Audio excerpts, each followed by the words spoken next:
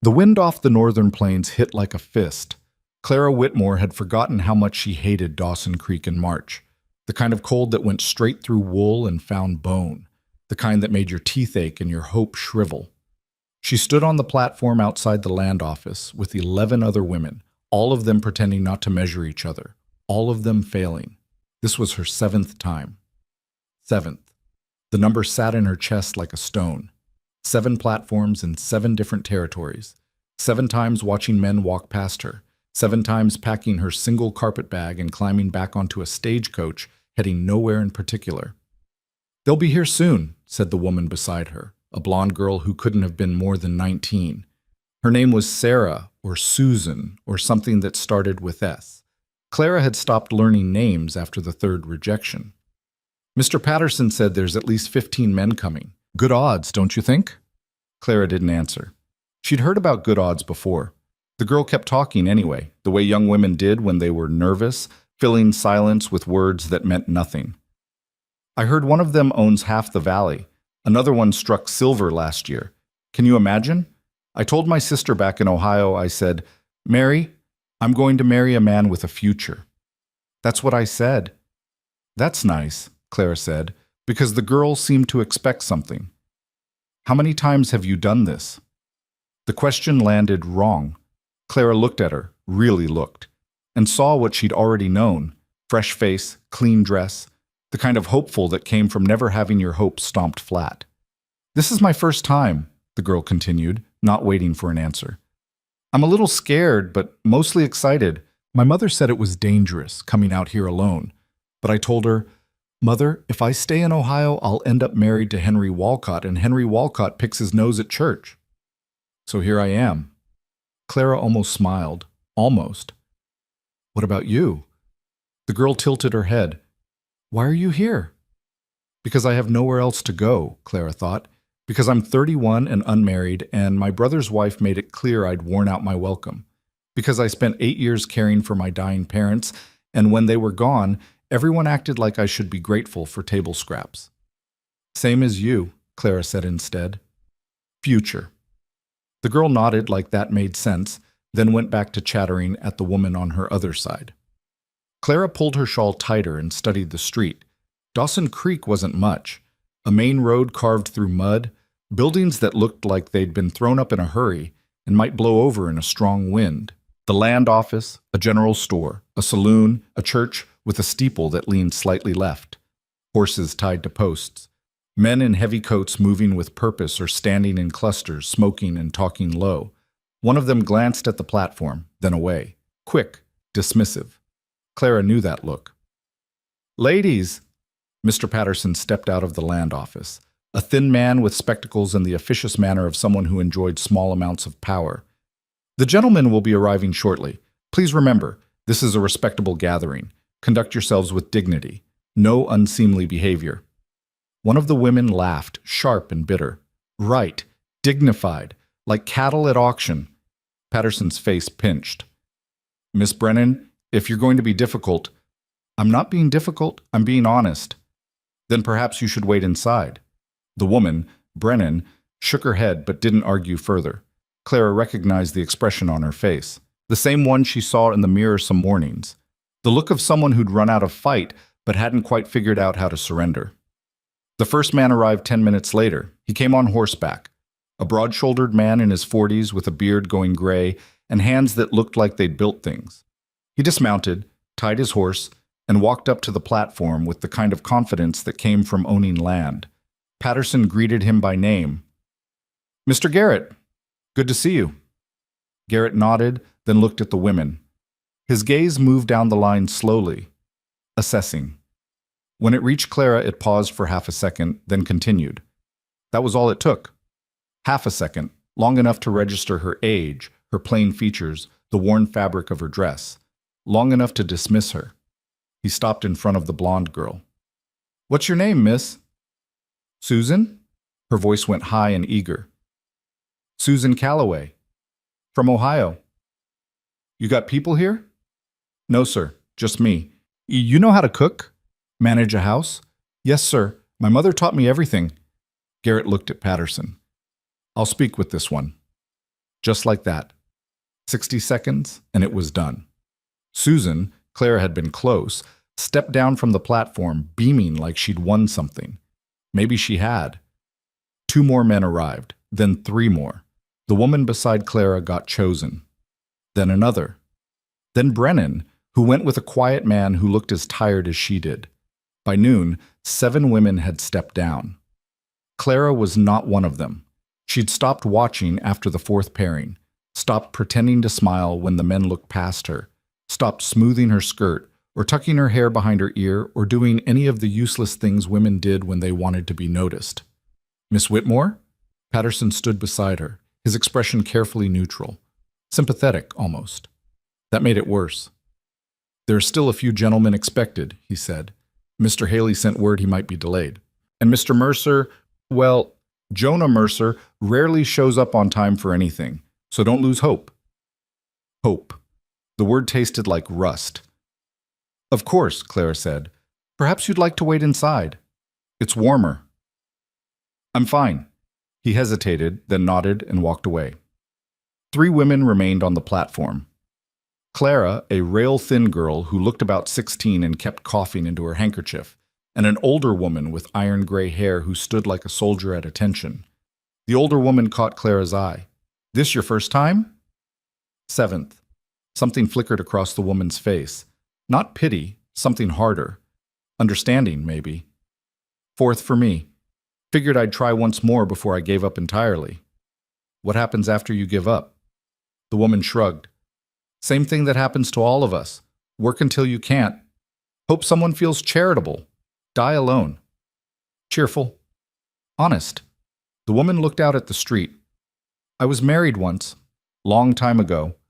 He died in a mining accident. No children. After a while, people stop seeing you as a person. You're just a problem that needs solving. Clara knew exactly what she meant. An hour passed. Then another. The sun shifted overhead, pale and cold. The thin girl got chosen by a farmer who looked barely older than her. She left clutching his arm like a lifeline. Then it was just Clara and the older woman. Patterson came out again. Ladies, I'm afraid that's everyone. Mr. Haley sent word he won't be coming after all. Personal matter. And Mr. Mercer, well, Jonah does what he wants. I wouldn't wait on him. The older woman nodded slowly, then picked up her bag. Appreciate your time, Mr. Patterson. Mrs. Hilliard, if you need... I don't need anything. Her voice was firm. She walked down the steps and headed toward the boarding house without looking back. Clara stood alone on the platform. Patterson cleared his throat.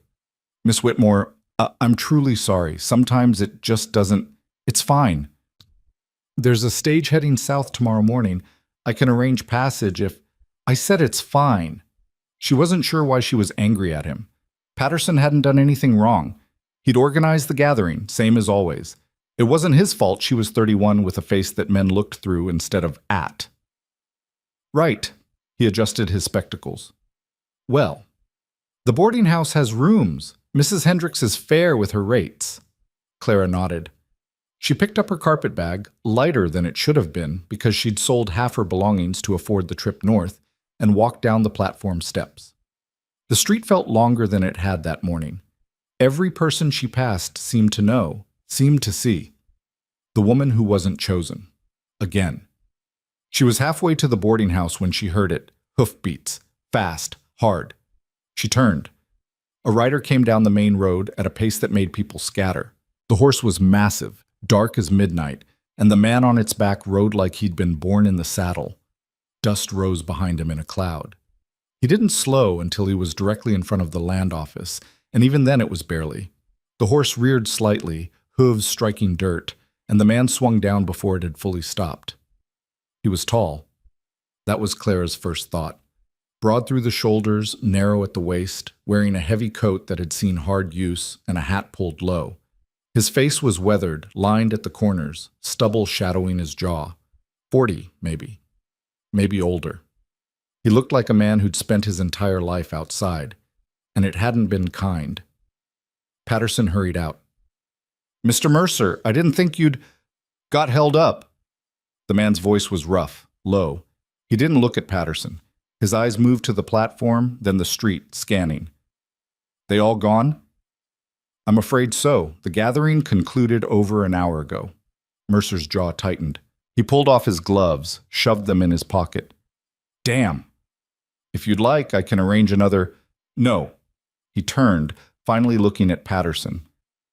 Anyone left at all? Patterson hesitated. Well, there is one. Mercer waited. Miss Whitmore. Patterson gestured vaguely in Clara's direction. She's still in town, heading to the boarding house now, I believe. Clara's stomach dropped. She stood frozen, carpetbag in hand, 30 feet away, but close enough to hear every word. Mercer looked at her, not past her, not through her, at her. That her? He asked Patterson. Yes, but Mr. Mercer, I should mention what? Patterson lowered his voice. Not low enough. She's been to several of these gatherings before, without success. I only mention it because what? You think I give a damn about that? Patterson went quiet. Mercer walked toward Clara. Every instinct told her to run, or speak, or do something other than stand there like a fool while this stranger closed the distance between them with long, deliberate strides. He stopped 3 feet away. Up close, she could see his eyes, gray, sharp, the kind that didn't miss much. A scar cut through his left eyebrow. His hands were scarred too, knuckles thick, calluses visible even in the cold. He looked her over, not the way the other men had, quick and dismissive, slower, considering. You're Whitmore? Clara's voice came out steadier than she expected. Yes. Patterson says you've done this before. Heat crept up her neck. That's right. How many times? She could lie. Should lie, probably. Make herself sound less desperate. 7, she said instead. Counting today. Something shifted in his expression. Not pity, something else. Why? The question caught her off guard. Why what? Why keep trying? No one had ever asked her that. They'd asked why she wasn't married yet, why she'd waited so long, what was wrong with her, but not why she kept coming back. Because the alternative is worse, Clara said. Mercer nodded slowly, like that was the answer he'd expected. You got people. Family. A brother in Missouri. We're not close. Skills? I can cook, clean, manage a household. I'm literate. I can do basic numbers. I've worked with livestock. You strong? The question was blunt. Clara bristled. Strong enough? That's not an answer. I've worked hard my entire life, she said, sharper now. I'm not afraid of it. If you're asking if I'll collapse the first time things get difficult, the answer is no. You always this prickly? Only when I'm being interrogated. Mercer's mouth twitched. Not quite a smile, but close. Fair. He stepped back, looked at her again, thinking. Clara forced herself to stay still, to not fidget or apologize or do any of the things she'd done before when men looked at her like she was a problem to solve. I've got a ranch, Mercer said finally. 200 acres, most of it grazing land. I run cattle, some horses. It's hard work. Long days. The house needs fixing. Roof leaks, floors uneven. Closest town is here, and it's 8 miles. In winter, you might not see anyone but me and the hired men for weeks. Clara waited. I'm not offering romance, he continued. I'm offering partnership. You work, I work.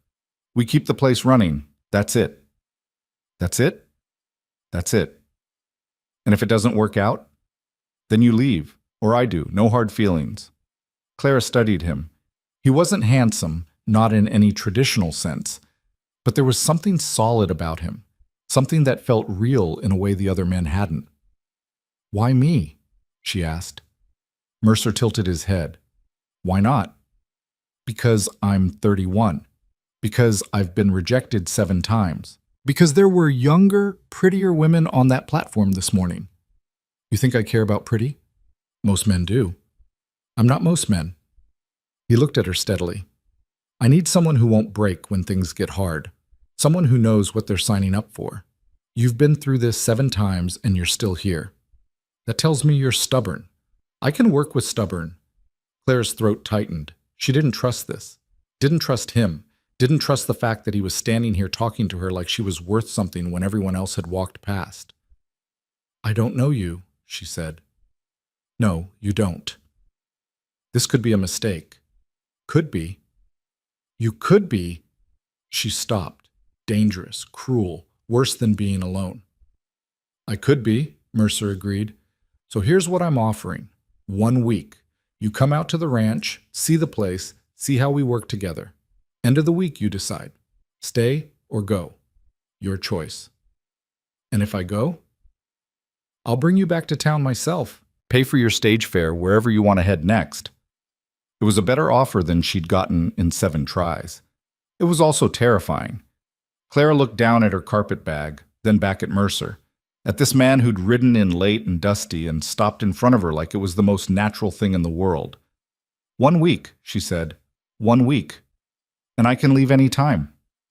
Any time. She took a breath, let it out slowly. "All right." Mercer nodded once, sharp and decisive. "Get your things. We leave in 20 minutes. He walked back to his horse without waiting for a response. Clara stood in the street, heart pounding, and wondered what the hell she'd just agreed to. Heck, the ranch was exactly what he'd promised. Remote, rough, real. They'd ridden for 2 hours in near silence, Mercer on his horse, and Clara on a second mount he'd retrieved from the livery. A sturdy mare with a patient disposition. The land stretched out in all directions, rolling grassland interrupted by clusters of pine and the occasional rocky outcrop. The sky was enormous, pale blue fading to gray at the edges. Clara had forgotten how big the west was, how empty. The house appeared as the sun started its descent. It sat in a shallow valley sheltered on 3 sides by low hills, a single-story structure made of rough-cut timber, with a porch that sagged slightly on one end and a chimney that listed to the left. Behind it stood a barn, a corral, and several smaller outbuildings. It wasn't much, but it was something. Mercer dismounted and led his horse to the barn. Clara followed, her legs aching from the ride. She hadn't been on a horse in years, and her body was reminding her of that fact. "Barn's solid," Mercer said as he unsaddled his mount. "Built it myself 3 years ago. House came with the land. Previous owner didn't maintain it worth a damn." Clara looked around. The barn was well organized, tools hung neatly on the walls, hay stacked in clean rows. Someone had put care into this place. "You live here alone?" she asked. "Mostly. Got 2 hired men who stay in the bunkhouse during the season. They're gone now, won't be back until spring." "That's soon." 2 weeks, maybe 3. Clara processed that. 2 weeks alone with a man she didn't know, in a place where no one would hear her if she screamed. Mercer glanced at her like he'd read her thoughts. "I'll sleep in the bunkhouse while you're deciding. You don't have to, yeah, I do." He finished with his horse and moved to Clara's mare. "You need to feel safe. Can't do that if I'm in the same house." The bluntness of it caught her off guard. Most men would have made promises, offered reassurances wrapped in pretty words. Mercer just stated facts. "Thank you," Clara said quietly. He nodded. They walked to the house together. Mercer pushed open the door and stepped aside, letting Clara enter first. The interior was dim, cold. A main room with a stone fireplace, a rough wooden table, 2 chairs, a small kitchen area with a cast-iron stove, 2 doors leading to what she assumed were bedrooms. Everything was clean but spare, the home of someone who lived here but didn't care much about comfort. "Fire's laid," Mercer said, moving to the hearth. "I'll get it started." Clara set her carpetbag down and looked around.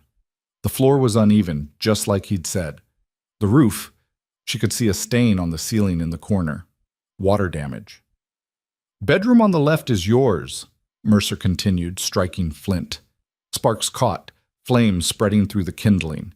"Bed's decent. Mattress is new, got it in town last month." "Why?" He looked up. "Why what? Why'd you get a new mattress if you live alone?" Mercer stood, brushing his hands on his pants. "Because I knew I'd need one eventually. Seemed like the kind of thing a woman would care about." Clara didn't know what to say to that. "There's food in the larder," he said. "Not much, but enough. I'll bring more from town in a few days. You need anything tonight?" "No?" "All right." He walked to the door, paused with his hand on the frame. I'll be up at dawn. If you want to see what the work looks like, meet me in the barn. And if I don't, then sleep in. Your choice. He left without another word. Clara stood in the empty house, listening to his footsteps fade across the yard. The fire crackled. Warmth began to spread through the room, slow and tentative. She walked to the bedroom and pushed open the door. It was small. A bed, a dresser, a single window that looked out over the hills. The mattress was new, just like he'd said. Clean blankets folded at the foot. Clara sat on the edge of the bed and put her face in her hands. She didn't cry. She'd stopped crying after the fourth rejection. But she let herself feel it, the exhaustion, the fear, the tiny, fragile spark of something that might have been hope. Tomorrow, she'd decide if she was brave enough to let it grow. Dawn came cold and gray. Clara woke to silence, the kind that only existed far from cities. No voices, no wagon wheels, no church bells. Just wind and the distant sound of cattle lowing. She dressed quickly in the dim light, same dress as yesterday, because she didn't have many, and braided her hair. Her reflection in the small mirror above the dresser looked tired, but that was nothing new. The main room was warmer than she'd expected. Someone had stoked the fire. Mercer. She found bread and butter in the larder, ate standing up, then pulled on her coat and headed outside. The cold hit immediately. Claire's breath misted in front of her as she crossed the yard to the barn. The door was open, lamplight spilling out. Mercer was inside, mucking out stalls. He looked up when she entered, nodded once, and went back to work. Sleep all right? He asked. Well enough? Good. He dumped a wheelbarrow full of soiled hay into a pile outside, then returned. Grab that shovel. We've got 3 more stalls to finish. Clara hesitated. She'd expected questions, maybe some kind of orientation, not in immediate order. But she picked up the shovel. They worked in silence. It was hard, physical labor, the kind that made her arms burn and her back ache. Mercer didn't slow down, didn't offer to do the heavy lifting for her. He treated her like another set of hands. After the stalls, they fed the horses, then checked the cattle in the near pasture, then hauled water from the well, then repaired a section of fence where the wire had come loose. By midday, Clara's hands were raw and her muscles screamed. Mercer finally called a halt. That's enough for now. We'll eat, then I need to ride out and check the south fence line. I'll come with you. He looked at her, surprise flickering across his face. You sure? It's a long ride. I'm sure.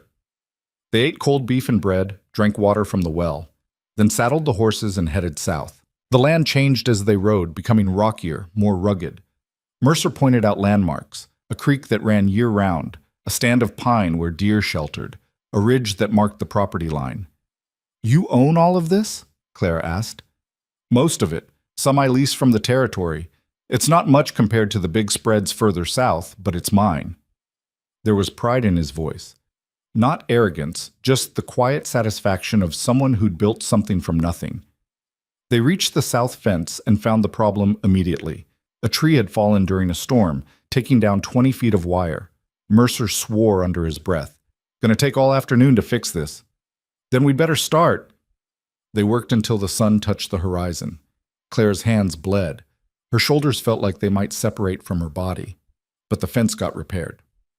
On the ride back, Mercer spoke more than he had all day. You did good work today, he said. Clara glanced at him. You sound surprised. I am. Most people don't last past noon their first day. I'm not most people. The corner of his mouth lifted. No, you're not. They rode in comfortable silence after that. Back at the ranch, Mercer unsaddled the horses while Clara started a fire in the stove and heated soup from the larder. It wasn't fancy, but it was hot and filling. They ate at the table across from each other. Can I ask you something? Clara said. Mercer looked up. Go ahead. Why do you need a wife? Same reason most men do. Works too much for one person. Gets lonely. You could hire more help. Hired help leaves. Wife stays. He paused. Theoretically. And that's it? Just labor and company? Mercer set down his spoon. You want the truth? Always. I'm 42 years old. I've spent the last 15 years building this place from dirt. I'm good at ranching. I'm bad at damn near everything else. I don't know how to court a woman. I don't know how to make pretty speeches. I know how to work, and I know how to be fair. That's what I'm offering." Clara absorbed that. "And if I'm bad at ranching? Then you'll learn, same as I did. What if I can't? Then we'll figure something else out." He met her eyes. "I'm not looking for perfection, Clara. I'm looking for someone who won't quit." The use of her first name startled her. He'd been calling her Miss Whitmore all day. "Why'd you choose me?" she asked again. "Really?" Mercer leaned back in his chair. "You want to know what I saw when I rode into town?" Clara nodded. "I saw a woman standing alone on an empty platform, holding a carpet bag that weighed maybe 10 pounds. Everyone else was gone. The gathering was over. But you were still there. And when Patterson pointed you out, you didn't smile or try to make yourself prettier. You just looked at me like you were deciding whether I was worth your time." He smiled then, a real smile that changed his whole face. "That's when I knew," he said. "You weren't desperate. You were just done settling for less than you deserved." Clara's throat tightened. "You got all that from one look?" "I'm good at reading land and livestock. Turns out I'm not bad at reading people either." They finished their meal in silence. After, Clara washed the dishes while Mercer banked the fire. When she was done, he walked her to the door. "6 more days," he said. "6 more days," Clara agreed. She watched him cross the yard to the bunkhouse, then closed the door and leaned against it. For the first time in years, she let herself imagine a future that didn't involve disappearing. The days developed a rhythm. Wake before dawn, work until noon, eat, work until dark, eat again, sleep. It should have been monotonous. Instead, Clara found it centering. There was something honest about physical labor, about seeing the direct result of your effort. A fence repaired, a horse fed, a roof patched. Mercer was a good teacher when he bothered to teach. Mostly, he just demonstrated and expected her to follow. He didn't coddle her, didn't make excuses when she failed. When she struggled to lift a hay bale, he showed her a better technique. When she couldn't get a knot tight enough, he redid it and made her watch. "Again," he'd say, "just that, again." And she'd do it again until she got it right. On the 3rd day, they rode into Dawson Creek for supplies. Clara had been dreading it. The town had seen her rejected. Again. She knew what people would say, how they'd look at her riding beside Jonah Mercer. She was right to dread it. They hitched the wagon outside the general store. Mercer helped her down, a brief touch, his hand steadying her elbow, then headed inside. Clara followed. The store went quiet when they entered. Mrs. Hendricks, the boarding house owner, stood at the counter. Beside her, 2 women Clara didn't recognize. They all stared. "Mr. Mercer," the shopkeeper said, too loud. "Good to see you. What can I get for you today?" "Need flour, salt, coffee, couple pounds of bacon, nails if you've got them." Of course, of course." The shopkeeper started gathering items, moving quickly, nervous. One of the women leaned toward Mrs. Hendricks and whispered something, not quietly enough. "Surprising choice." Claire's face heated. She forced herself to stay still, to not react.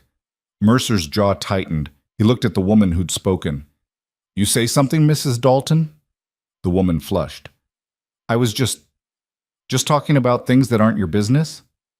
"Mr. Mercer, I didn't mean—" "Then don't." His voice was flat, final. He turned back to the shopkeeper. "That everything?" Yes, sir." "Good." Mercer paid, collected the supplies, and walked out without another word. Clara followed, her heart pounding. Outside, he loaded the wagon in silence. "I'm sorry," Clara said quietly. Mercer looked at her. "For what?" "For making things difficult." "You didn't make anything difficult, they did." He secured the last crate. "People talk. They always have. You can't control that." "It doesn't bother you?" "Why would it? I know what I'm doing. I know why I chose you. What they think doesn't change that." Clara studied him. "You really don't care what they say?" "Not even a little bit." He climbed onto the wagon seat, offered his hand. "You coming?" She took his hand and climbed up beside him. As they pulled away from the general store, Clara glanced back. The women were standing in the window, watching, judging. "Let them," she thought. Let them talk. For the first time, she didn't care. On the fifth night, it rained. Not the gentle spring rain that brought relief, the hard, driving kind that turned roads to mud and found every weakness in a structure. Clara woke to the sound of water dripping. She lit a lamp and found the source, the corner of the ceiling Mercer had mentioned. The leak had spread, water pooling on the floor. She threw on her coat and ran to the bunkhouse. "Mercer!" She pounded on the door. "The roof!" He appeared seconds later, pulling on his shirt. "How bad?" "Bad enough." They ran back to the house together. Mercer took one look at the spreading water and swore. "I'll get a tarp," he said. "You get buckets, anything that'll catch water." They worked through the night. Mercer climbed onto the roof in the dark and rain, securing a canvas tarp over the damaged section, while Clara positioned buckets and pans to catch the steady drip. The wind howled. The rain came sideways. Around 3 in the morning, Mercer finally climbed down, soaked and shivering. "That'll hold until morning," he said. "But we need to do a proper repair." Clara handed him a towel. "In this weather? Weather's not going to improve. We fix it now or it gets worse." "Then we fix it now." He looked at her, water streaming down his face. "You don't have to—" "I know." Clara grabbed her coat. "Let's go." They worked until dawn, replacing damaged shingles by lamplight, sealing joints with tar, reinforcing weak sections. It was miserable, cold, dangerous work. Clara slipped twice, caught herself both times, kept going. When the sun finally rose, pale and watery, the roof was solid. Mercer climbed down last. He stood in the yard, looking up at their work, and nodded once. "That'll do." Clara laughed. She couldn't help it. The sound came out half hysterical, exhausted, triumphant. "What's funny?" Mercer asked. "Nothing. Everything." She pushed wet hair out of her face. "I just spent all night on a roof in a rainstorm fixing a house that isn't even mine yet." "You didn't have to." "No, but I wanted to." Something changed in his expression, softened. "Come on," he said quietly. "Let's get dry." They went inside. Mercer built up the fire while Clara changed into dry clothes. When she came out, he had coffee brewing and bread toasting on the stove. They ate in silence, too tired to talk. After Clara stood and started cleaning up the water damage, Mercer didn't argue. He just grabbed a rag and helped. 6 days are up," he said eventually. Clara stopped wiping. "What?" "It's been a week, since you arrived." He didn't look at her. "Time for you to decide." Her heart kicked. "Already?" "You asked for a week. I'm giving it to you." Clara set down the rag, turned to face him fully. "What if I need more time?" "Then you can have it." "What if I want to stay?" Mercer went very still. "Then you stay." "Not for a trial, not for another week." Clara's voice was steady. "Sure." "Permanent. Partnership. Like you said." He looked at her then, really looked, searching for doubt, maybe. Hesitation. He wouldn't find any. "You're sure?" he asked. "I'm sure." "This life, it's not easy. It's not going to get easier." "I know. People in town are always going to talk." "Let them." "I'm not—" He stopped. Started again. "I'm not good at this. At being what someone needs." Clara stepped closer. "Then it's a good thing I don't need you to be anything but honest." Mercer's throat worked. "You mean that?" "I do." He nodded slowly, then held out his hand. Clara took it. His grip was warm, calloused, solid, real. "Partners," he said. "Partners," Clara agreed. They stood there in the early morning light, hands clasped, and made a promise that had nothing to do with romance and everything to do with trust. Outside, the rain had stopped. The sun broke through the clouds, turning the wet grass to silver. And Clara Whitmore, rejected 7 times, finally stopped running. She'd found something worth staying for. The wedding happened 3 days later in Patterson's office. No ceremony, no guests. Just Clara and Mercer standing in front of a territorial judge who looked like he'd rather be anywhere else, signing papers that made it legal. "Do you take this woman?" the judge began. I do, Mercer said. The judge blinked. I haven't finished the question. Don't need to. Answer's the same. Clara bit back a smile. The judge sighed and turned to her. And do you? I do. The judge looked between them, then shrugged and signed the certificate. Fine. You're married. Congratulations. Patterson offered his hand. Best wishes to you both. Mercer shook it. Clara nodded her thanks. They walked out into the cold March afternoon as husband and wife, and Clara felt exactly the same as she had walking in. Maybe that was the point. You hungry? Mercer asked as they reached the wagon. A little. There's a restaurant, nothing fancy, but the food's decent. Clara hesitated. People will stare. Let them. He offered his hand to help her up. We've got to eat somewhere. The restaurant was small, crowded, warm. Conversation stuttered when they entered. Every eye tracked them to a corner table. Mercer pulled out Clara's chair, then sat across from her. A waitress appeared, young and nervous. Mr. Mercer, ma'am, what can I get you? Steak if you've got it, Mercer said. Potatoes, whatever vegetables are fresh. Same for me, Clara added. The waitress nodded and fled. The silence around them was louder than conversation. Clara kept her eyes on the table, on her hands folded in her lap. She could feel the weight of judgment pressing down like a physical thing. Look at me, Mercer said quietly. Clara lifted her eyes. You didn't do anything wrong, he said. Neither did I. We got married, that's it. If they want to make it into something scandalous, that's their problem. Easy for you to say, you're not the one they're calling. She stopped. Calling what? Clara shook her head. Nothing. Clara. She met his gaze. Desperate. Used goods, a charity case. Take your pick. Mercer's expression went hard. Who said that? Does it matter? Yeah, it does. Why? So you can defend my honor? Clara laughed, brittle. I don't need defending. I know what I am. And what's that? Someone who got lucky. Finally. Mercer leaned forward. You think this is luck? What else would you call it? A decision. Mine and yours. His voice was low, intense. I didn't choose you because I felt sorry for you.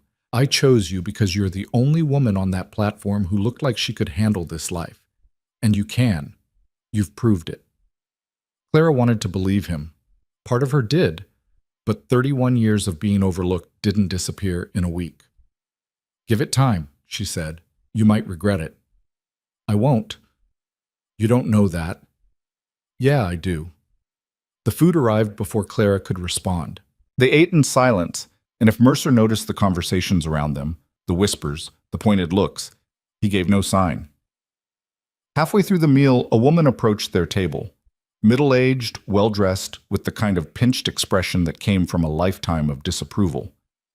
Mr. Mercer, she said, I wanted to offer my congratulations. Mercer nodded. Mrs. Warren? The woman's eyes slid to Clara. And you must be the new Mrs. Mercer. How fortunate for you. The words dripped poison. Clara's stomach tightened. Fortunate for both of us, Mercer said flatly. Was there something you needed? Mrs. Warren's smile sharpened. Oh no, I just wanted to welcome your bride to our community. I'm sure she'll find it quite different from wherever she came from. I'm sure she will. If she needs any guidance, settling in can be so difficult for some women. I'd be happy to help. That's kind of you, Clara said, finding her voice. But I think I can manage. Of course. Mrs. Warren's tone suggested otherwise. Well, enjoy your meal. She swept away, back to her table where two other women waited like vultures. Mercer cut into his steak.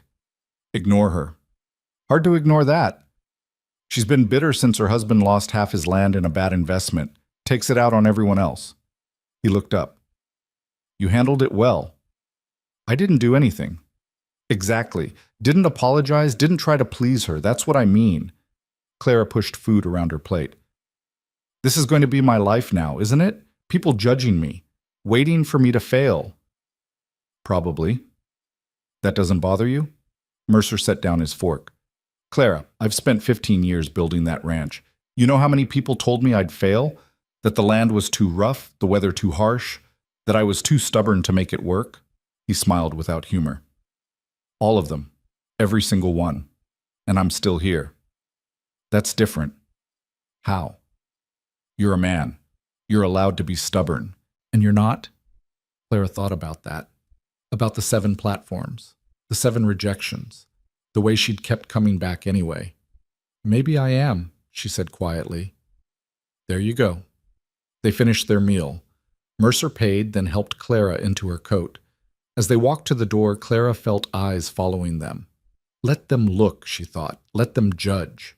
She was Mrs. Mercer now. That had to count for something. The ride back to the ranch was quiet. The sun hung low, painting the grassland gold and amber. Clara watched the landscape roll past and tried to imagine it as home. What are you thinking? Mercer asked. That I don't know how to be a wife. He glanced at her. You think I know how to be a husband? You seem to have it figured out. I know how to run a ranch. That's it. He shifted the reins. The rest we'll figure out as we go. What if we can't? Then we'll fail trying. Better than not trying at all. Clara looked at him. This man she'd married 3 days after meeting him, this stranger who'd chosen her when no one else would. His profile was sharp against the fading light, jaw set, eyes on the road. Can I ask you something? She said. Always. Why haven't you married before now?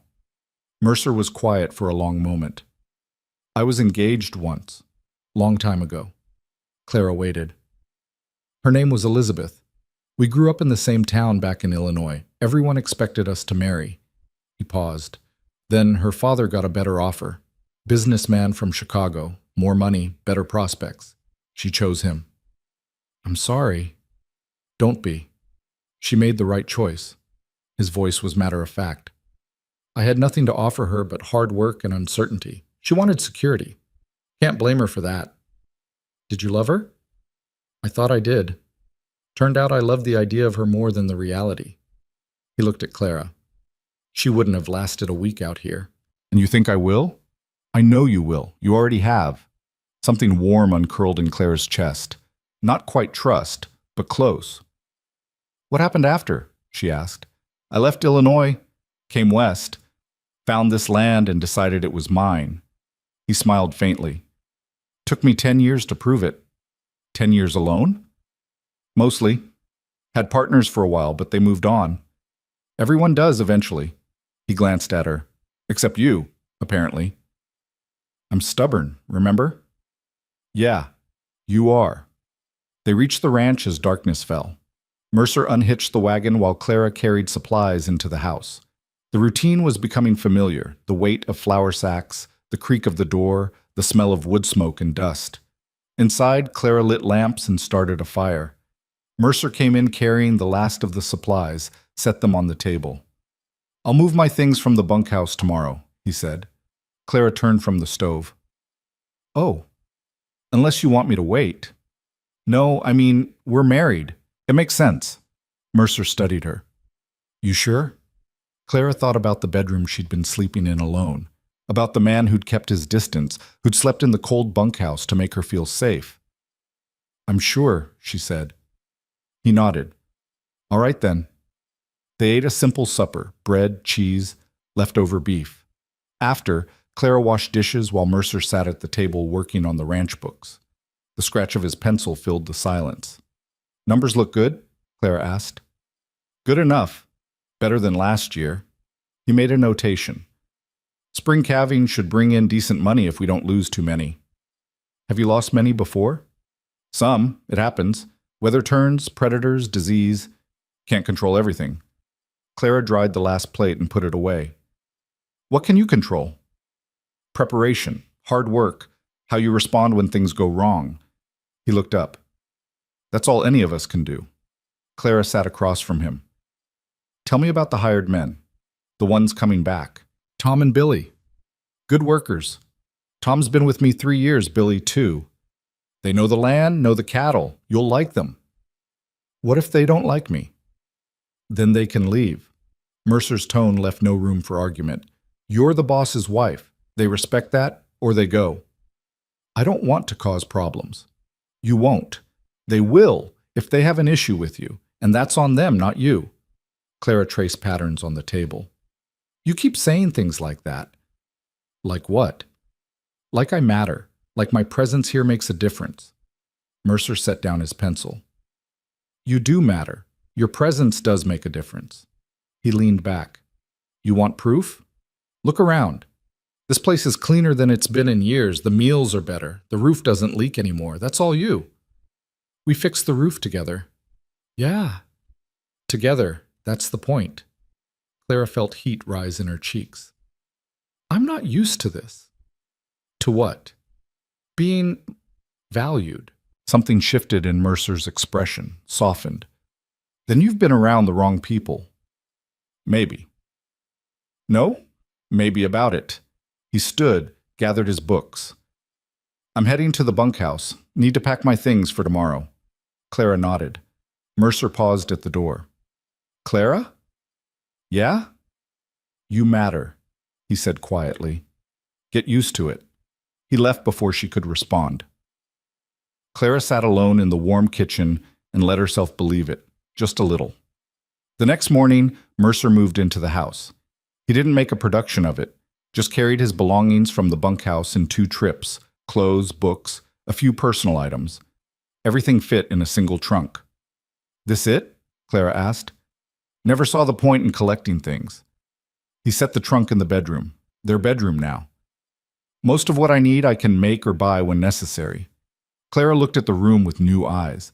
The bed suddenly seemed smaller, more intimate. Which side do you want? She asked. Mercer blinked. What? Of the bed. Which side? I don't care.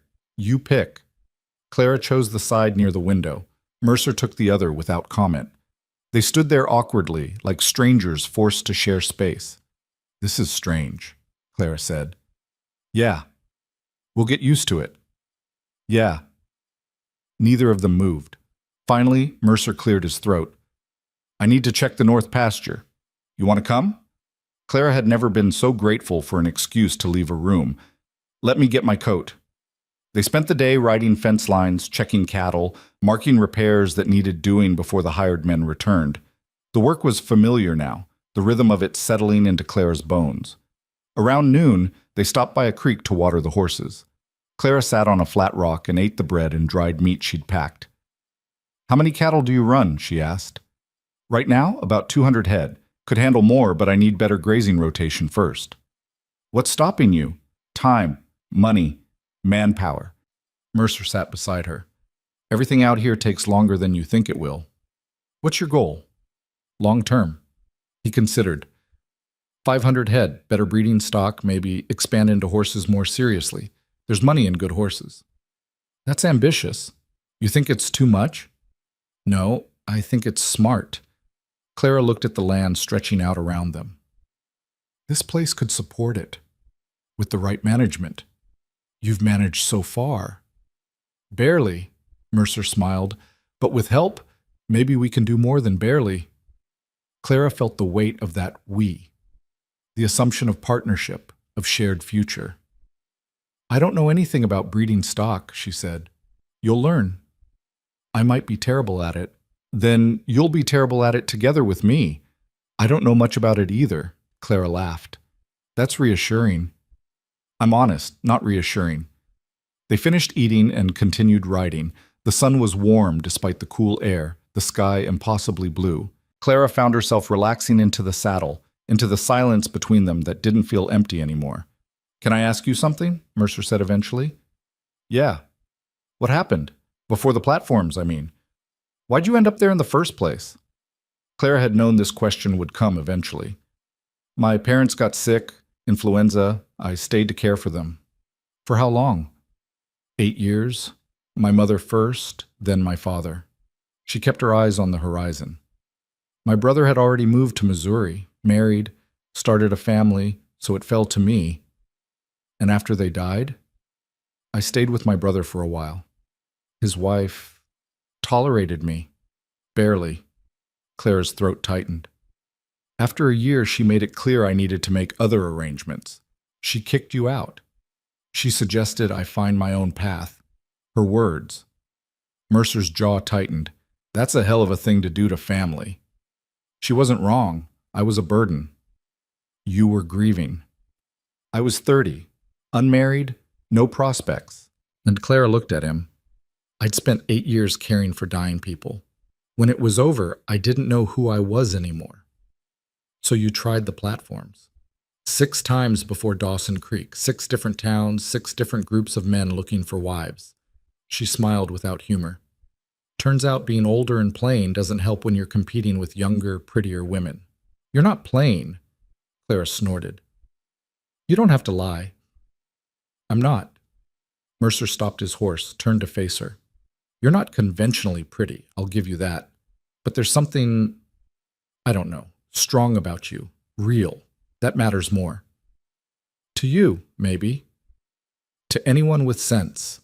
He nudged his horse forward. The rest are idiots. Clara followed, something warm spreading through her chest despite herself. They reached the north pasture by mid-afternoon. The cattle were scattered across the grassland, grazing peacefully. Mercer did a quick count, checking for injuries or signs of illness. They look good, he said. Better than I expected after winter. When do the calves come? Another month, maybe 6 weeks. That's when things get difficult. How difficult? We'll be up all night some nights, pulling calves, dealing with complications, losing some despite our best efforts. He looked at her seriously. It's hard, messy, sometimes heartbreaking. I can handle hard. I know, I'm just warning you. Warning received. They started back as the sun began its descent. Halfway home, Mercer's horse stumbled. Nothing serious, just a bad step in rough ground, but it made him pull up short. Whoa! He dismounted, checked the horse's leg. Damn. What's wrong? He's favoring his front left. Probably just a stone bruise, but I don't want to risk making it worse. Mercer straightened. We'll have to double up. Clara's heart kicked. Both of us on one horse? You got a better idea? She didn't. Mercer led his horse slowly while Clara dismounted from the mare. He swung up into the saddle, then offered his hand. Come on, I won't bite. Clara took his hand and let him pull her up behind him. She settled awkwardly, trying to find balance without getting too close.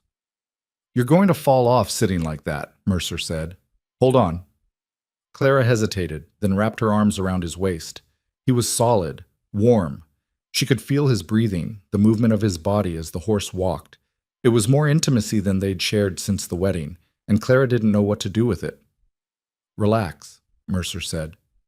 I'm not going to drop you. I know. Then stop holding yourself like you're about to jump off. Clara forced herself to settle against him. After a few minutes, it stopped feeling strange, started feeling almost natural. This all right? Mercer asked. Yeah. They rode in silence. The sky turned pink and orange, then deep purple. Stars emerged one by one. Clara?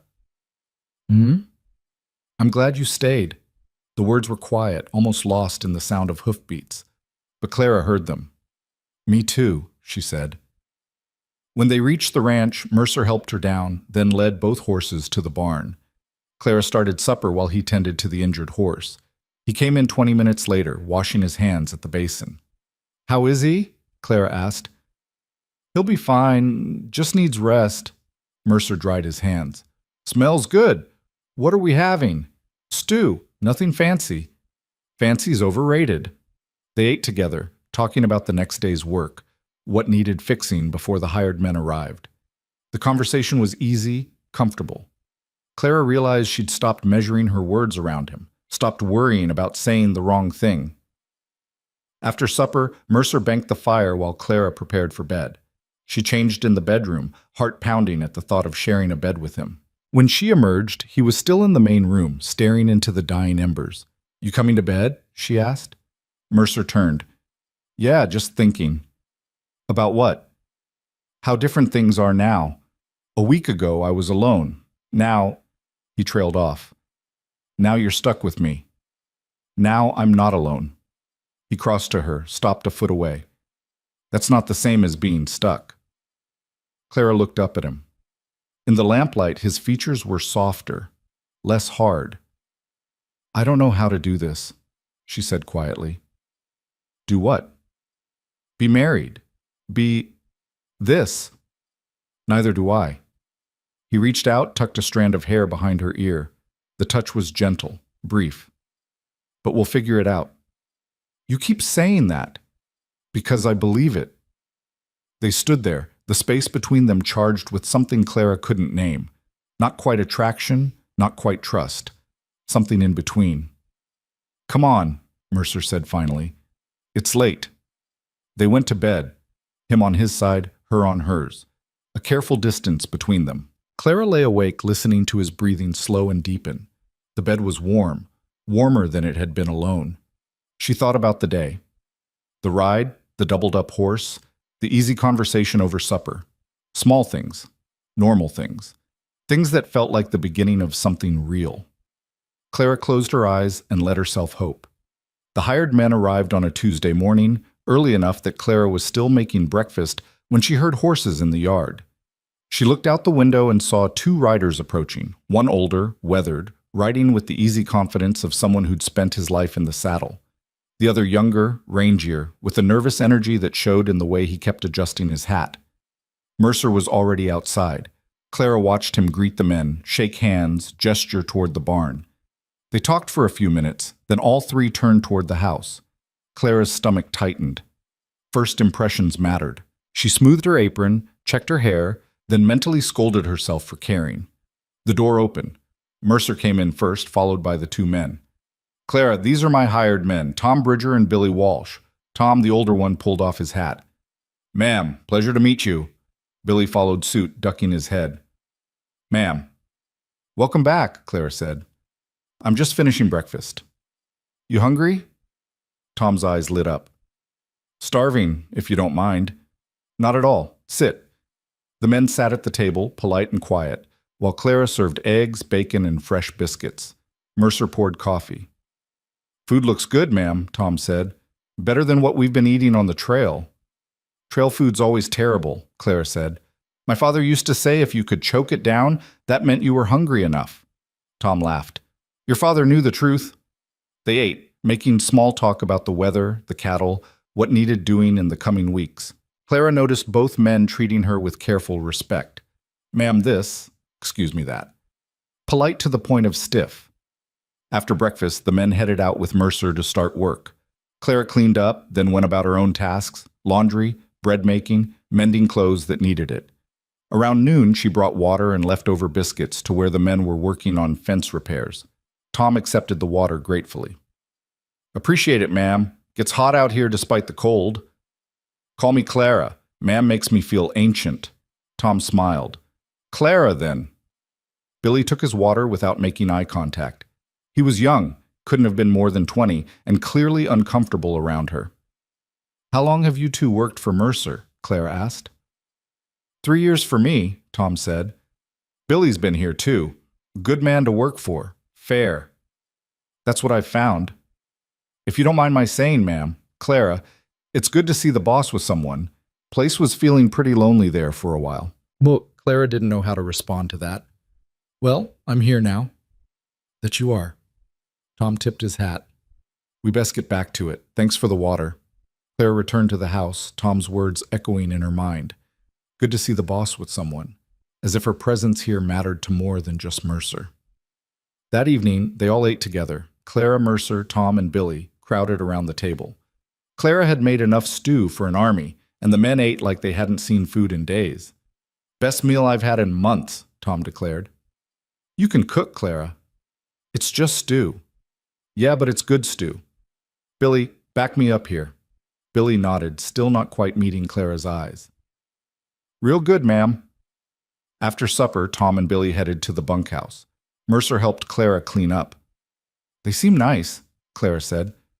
They are. Tom especially. Billy's shy, but he's a hard worker. He barely looked at me. Give him time. He's not used to women. Mercer dried a plate. His mother died when he was young, doesn't know how to act around them. Should I say something? No. Let him adjust at his own pace. He'll come around. Clara hoped he was right. The days took on new patterns with Tom and Billy there.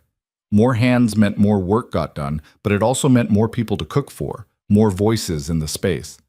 Clara found herself settling into the role of household manager, planning meals, organizing supplies, keeping the house running while the men worked the land. It should have felt like a step backward, domestic, limited. Instead, it felt necessary, important. One afternoon, Clara was kneading bread when Tom came in looking sheepish. "Sorry to bother you, Clara, but I tore my shirt on some wire. You wouldn't happen to have a needle and thread?" "I can do better than that. Give it here." Tom handed over the shirt. Clara examined the tear, a long rip along the seam. "I'll have it fixed by tomorrow."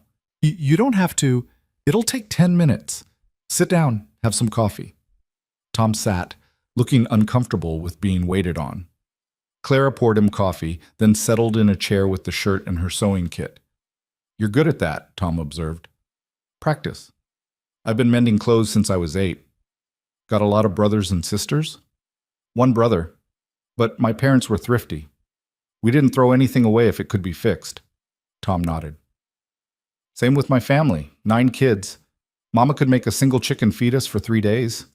Clara smiled. "Sounds like a talented woman."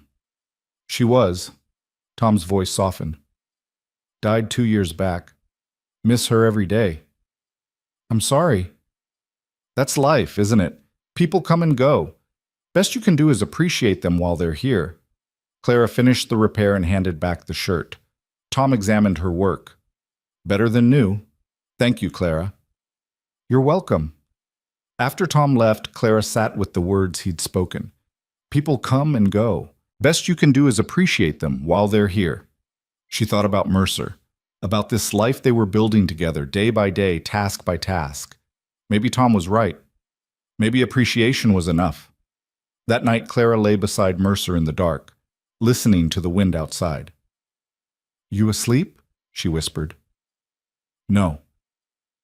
"Can I tell you something?" "Yeah. I think I'm starting to feel like I belong here." Mercer rolled onto his side, facing her. She could barely see his features in the darkness. "You do belong here," he said. "I mean really belong. Not just surviving, but actually being part of something." "Good." His hand found hers under the blankets. "That's how it should be." Clara laced her fingers through his. It was the first time they'd held hands like this. Deliberate, intentional. His palm was rough, warm. "Thank you," she said quietly, "for choosing me." "Stop thanking me. You're not a charity case." "I know, but still. Thank you." Mercer squeezed her hand once, then settled back, but he didn't let go. Clara closed her eyes and let the warmth of his touch settle into her bones. For the first time in longer than she could remember, she wasn't just surviving, she was living. Part 3. Louis. Viết sao nghìn đến sao nghìn năm trăm từ liên kết, liên mạch với các phần trước trong câu chuyện, và hồi thoại tạo thành một câu chuyện liền mạch khi ghép lại. Mỗi phần liền mạch với phần trước không giới thiệu lại câu chuyện ở đầu phần mới. Liên kết các phần của câu chuyện một cách liền mạch, sử dụng câu chuyện tiếp giữa các phần. Duy trì chủ đề, tránh ngắt quãng đột ngột, không sử dụng gạch đầu dòng hoặc tiêu đề phụ. Phong cách kể chuyện Mỹ, Hoa Kỳ, giống văn giàu cảm xúc, kẻ theo ngôi thứ ba, giữ đồ kịch tính không viết lan man, nhân vật không hoàn hảo, hội thoại tự nhiên, tránh ngôn ngữ văn chương sáo rơi và cụm từ AI điển hình. Viết như nhà văn chuyên nghiệp, không như AI cố gắng nghe sàng. Có yếu tố con người, cầm miêu tả qua mượt mà và hoàn hảo, kết thúc phần không giới thiệu phần sau. Câu chuyện không nhắc đến Chúa. Lưu ý trả lời trong mục tin nhắn, không nhảy sang document. Chi giận bắt buộc, không được xuất hiện trong nội dung truyền. Đây là một câu chuyện điện ảnh hoàn toàn hư cấu được tạo ra chỉ nhằm mục đích giải trí, không đề cập hay ngụ ý rằng nó dựa trên sự kiện có thật, người thật hoặc câu chuyện có thật. Không sử dụng các cụm từ như dựa trên một câu chuyện có thật, theo ghi chép hoặc bất cứ điều gì tương tự. Tất cả các nhân vật, địa điểm, tổ chức và sự kiện phải hoàn toàn hư cấu. Sunday came with clear skies and the expectation that hung over every frontier settlement like obligation. Church service in town. Clara had been dreading it since Tuesday. "We don't have to go," Mercer said over breakfast, reading her expression like he'd been doing it for years instead of weeks. "People will talk if we don't." "People talk anyway." "They'll talk worse." Clara poured coffee, hands steady despite the knot in her stomach. Besides, we should go. Show our faces. Act like normal married people. Tom looked up from his plate. If it helps any, folks in Dawson Creek bark loud but don't usually bite. Mostly, they're just bored. That's comforting, Clara said dryly. I'm just saying, they'll get used to you. Give it time. Billy kept his eyes on his food but nodded agreement. Mercer pushed back from the table. We'll leave in an hour. Wear something warm. Wind's picking up. Clara went to the bedroom and pulled out her best dress. It wasn't much, dark blue cotton, a bit worn at the cuffs, but it was clean and pressed. She'd washed it yesterday in preparation, spent an hour getting the wrinkles out. Her reflection in the small mirror showed exactly what she expected. Plain face, practical hair, a woman who looked like she belonged on a ranch more than in polite society. Clara touched her cheek, remembering Mrs. Warren's poisoned congratulations. How fortunate for you. She turned away from the mirror. The ride to town took an hour. Mercer drove the wagon while Clara sat beside him, watching the landscape roll past. The wind Tom had mentioned cut through her shawl despite the sun. You're quiet, Mercer observed. Thinking. About? What people will say. How they'll look at me. Clara pulled her shawl tighter. Whether I'll be able to keep my mouth shut when they do.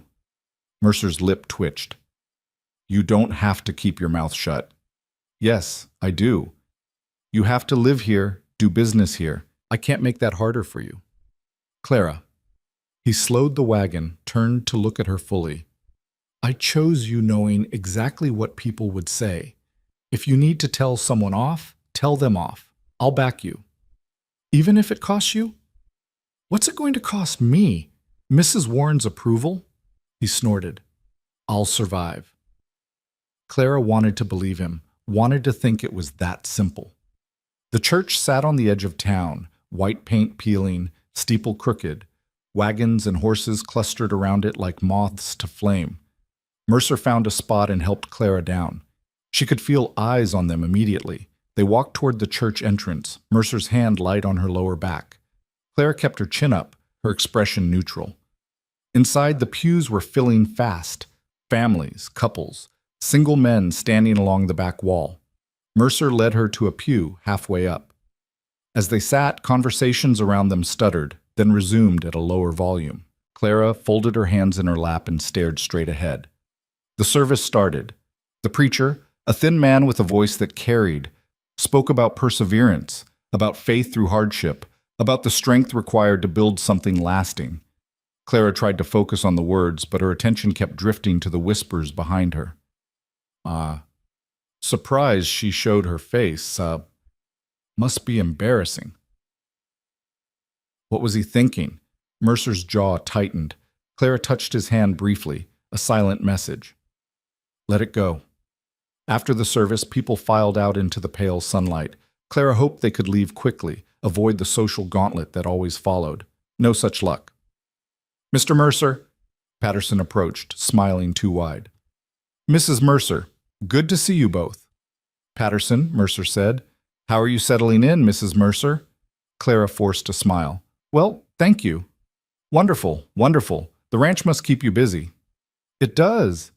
Patterson looked like he wanted to say more, but someone called his name and he excused himself. Clara exhaled slowly. See? Mercer murmured. Not so bad. Then Mrs. Warren materialized, flanked by two other women Clara didn't recognize. Mrs. Mercer, Mrs. Warren said, voice dripping false sweetness. What a lovely dress. Is it new? Clara knew a trap when she heard one. No, I've had it for years. Oh. Mrs. Warren's eyes traveled over the worn fabric. Well, it's very practical. One of the women beside her, younger, prettier, with the kind of face men remembered, smiled. I'm sure ranch life doesn't leave much time for fashion. Ranch life doesn't leave much time for anything frivolous, Clara said evenly. Of course. The younger woman tilted her head. I'm Sarah Dalton, Mrs. Warren's niece. I don't believe we've met. No, we haven't. Sarah's smile widened. I've known Mr. Mercer for years. Our families have done business together. He's quite the catch. The implication hung in the air. I could have had him. I should have had him. Clara felt something cold settle in her chest. He speaks highly of the Daltons. Does he? Sarah glanced at Mercer, who stood a few feet away talking to another rancher. We were all so surprised when we heard he'd married, so suddenly, without courting or... She paused delicately. Well, without the usual customs. Mrs. Warren jumped in. Of course, in some circumstances, customs must be adapted, given certain realities. The third woman nodded. Age does create pressure, doesn't it? One can't wait forever. Clara's hands clenched. These women were skilled, every word chosen to wound without giving offense, to make her feel small while maintaining plausible deniability. True, Clara said quietly. Waiting forever would be foolish. Exactly. Sarah's smile turned sharp. Better to seize opportunity when it presents itself, even if it's not quite what one hoped for. I suppose you would know, Clara said. Sarah's smile faltered. Excuse me? About seizing opportunity, since you're still unmarried yourself. The words landed like stones. Mrs. Warren's face pinched. The third woman gasped. Sarah went very still. I have standards, Sarah said coldly. So do I, Claire replied. I married a good man who treats me with respect. That's more than most women get. A good man who needed a housekeeper badly enough to marry the first woman desperate enough to say yes. The words hung between them, ugly and raw. Clara felt heat flood her face, felt shame, anger, hurt, all the things she'd promised herself she wouldn't feel, because Sarah had just said out loud what Clara feared everyone thought. That's enough. Mercer's voice cut through the tension like a blade. He stepped between Clara and Sarah, his expression hard. Apologize. Sarah lifted her chin. I was merely... Apologize, Mercer repeated, or never speak to my wife again. Mrs. Warren touched Sarah's arm. Perhaps we should... Now. Mercer's tone left no room for argument. Sarah's face flushed. I apologize if I gave offense. Not to me, Mercer said. To her. Sarah looked at Clara, eyes blazing. I apologize. The words were insincere, bitter, but they were words. Mercer took Clara's arm. We're leaving. They walked to the wagon in silence. Behind them, Clara could hear the buzz of conversation rising, people dissecting what had just happened, making it worse with every retelling. Mercer helped her up, then climbed beside her and took the reins. They were halfway out of town before Clara found her voice. You didn't have to do that. Yes, I did. Now they'll say you're defending me because you regret choosing me, because you know they're right. Mercer pulled the wagon to a stop, turned to face her. Listen to me, he said. I don't care what they say. Not Mrs. Warren, not Sarah Dalton, not anyone in that town. You're my wife. That means something to me. It means I'm an obligation. It means you're my partner. His voice was fierce. You work as hard as I do. You've earned your place on that ranch. And if those women are too bitter or stupid to see that, that's their problem, not yours. Clara's throat tightened. She called me desperate. You were desperate. So was I. We're all desperate in different ways. He touched her face, gentle. But desperation doesn't make you less. It just means you wanted something better than what you had. I don't know how to do this, Clara whispered. How to stand there and take it. How to smile while they tear me apart. Then don't smile, don't take it. Mercer's eyes held hers. Fight back, you know how. That'll make things worse. Maybe. Or maybe they'll finally shut up. He dropped his hand, took up the reins again. Either way, I'm not asking you to be someone you're not. If you need to be angry, be angry. They rode the rest of the way in silence. Clara watched the land pass and felt something shifting inside her. The shame was still there, hot and uncomfortable. But underneath it, something harder was forming. Sarah Dalton had tried to make her small. Mrs. Warren had tried to make her invisible. Clara was done being small, done being invisible. Back at the ranch, she changed into work clothes and threw herself into tasks. Scrubbed the kitchen floor until her knuckles ached, beat rugs until dust clouded the air, kneaded bread with enough force to make the table shake. Tom found her in the yard, attacking weeds in the small vegetable patch she'd been trying to establish. You all right? He asked carefully. Fine. You look like you're murdering those weeds. They're in my way. Tom crouched beside her, started pulling weeds himself. They worked in silence for a few minutes. Church didn't go well? He ventured. Clara laughed bitterly. That obvious? You got that look, like you want to punch something. I want to punch several somethings. Fair enough. Tom pulled a stubborn root. For what it's worth, town gossip doesn't mean much. Give it a month and they'll find someone else to talk about. A month? Clara sat back on her heels. A month of this? Maybe less. People get bored fast out here. He looked at her seriously. But even if they don't, so what? You're doing good work, building a good life. That's what matters. You really believe that? Yeah, I do. Tom stood, brushed dirt from his knees. I've worked a lot of places, Clara. Some ranches, the boss's wife was decoration. Useless. You're not that. You pull your weight. The boss respects you. That counts for something. After he left, Clara stayed in the garden, hands in the dirt, thinking about respect, about earning it versus demanding it. That evening, she made supper for the four of them. The men ate quietly, sensing her mood. After, Billy surprised everyone by speaking up. I got a sister, he said suddenly, back in Kansas. Everyone looked at him. Billy ducked his head but continued. She married young, 17. Guy seemed nice enough. He pushed food around his plate. Turned out he wasn't. Took her 2 years to leave. When she finally did, everyone in town had opinions about it. Called her weak for staying, called her selfish for leaving. She couldn't win. Clara waited. She's happy now, though, Billy continued. Got married again to a better man. Has 3 kids. And those people who had all the opinions? She doesn't see them anymore. Doesn't matter what they think. He looked up, met Clara's eyes for maybe the first time since arriving. What I'm saying is, people always got something to say, but it don't mean they're right. Clara felt something warm in her chest. Thank you, Billy. He nodded and went back to his food, conversation apparently exhausted for the month. Later, in bed, Mercer pulled Clara close. It was becoming habit, this nightly proximity, the way they'd started sleeping tangled together without discussing it. You did good today, he said into her hair. I wanted to hit her. Sarah Dalton? All of them. Mercer's chest rumbled with quiet laughter. I would have paid to see that. You would have had to bail me out of jail. Worth it.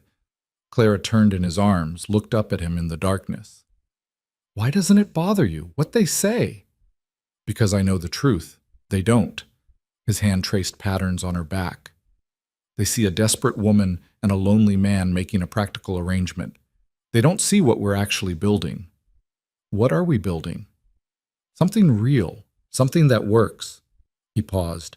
Something that might turn into more if we let it. Clara's heart kicked. More? Yeah. Mercer's voice was soft. Unless you don't want that. I don't know what I want, Clara admitted. A month ago I just wanted to survive. Now I'm lying in bed with a husband I barely know, talking about futures I didn't think I'd have. That scare you? Terrifies me. Me too. He kissed her forehead, gentle. But I'd rather be terrified with you than safe alone. Clara closed her eyes and let herself sink into his warmth. Outside, the wind picked up, rattling the shutters. Inside, she felt something like peace. The next week brought hard work and harder weather. Spring in the territory was unpredictable, warm one day, freezing the next, with winds that could knock a man flat. The cattle grew restless as calving season approached. Mercer and the men spent long days checking the herd, moving pregnant cows to the protected pastures, preparing for the chaos to come. Clara focused on the house, on building up supplies, on making sure everything was ready for the sleepless nights ahead. She baked bread in bulk, made stews that could be reheated quickly, organized the medicine supplies they'd need for emergencies. Tom watched her work with approval. You're preparing like a general before battle. That's what this is, isn't it? A battle to keep as many calves alive as possible. Pretty much. He accepted the sandwich she handed him. Boss is lucky to have you. He picked me out of desperation. He picked you because he's smart. Tom bit into the sandwich. And you're proving him right. On Thursday, the first calf came. Mercer found Clara in the kitchen after midnight, wrapped in her coat. It's starting, he said. Claire grabbed the supplies she'd prepared and followed him to the barn. The cow was in labor, struggling, afraid. Mercer talked to her in a low, soothing voice while checking her progress. "Calf's turned wrong," he said.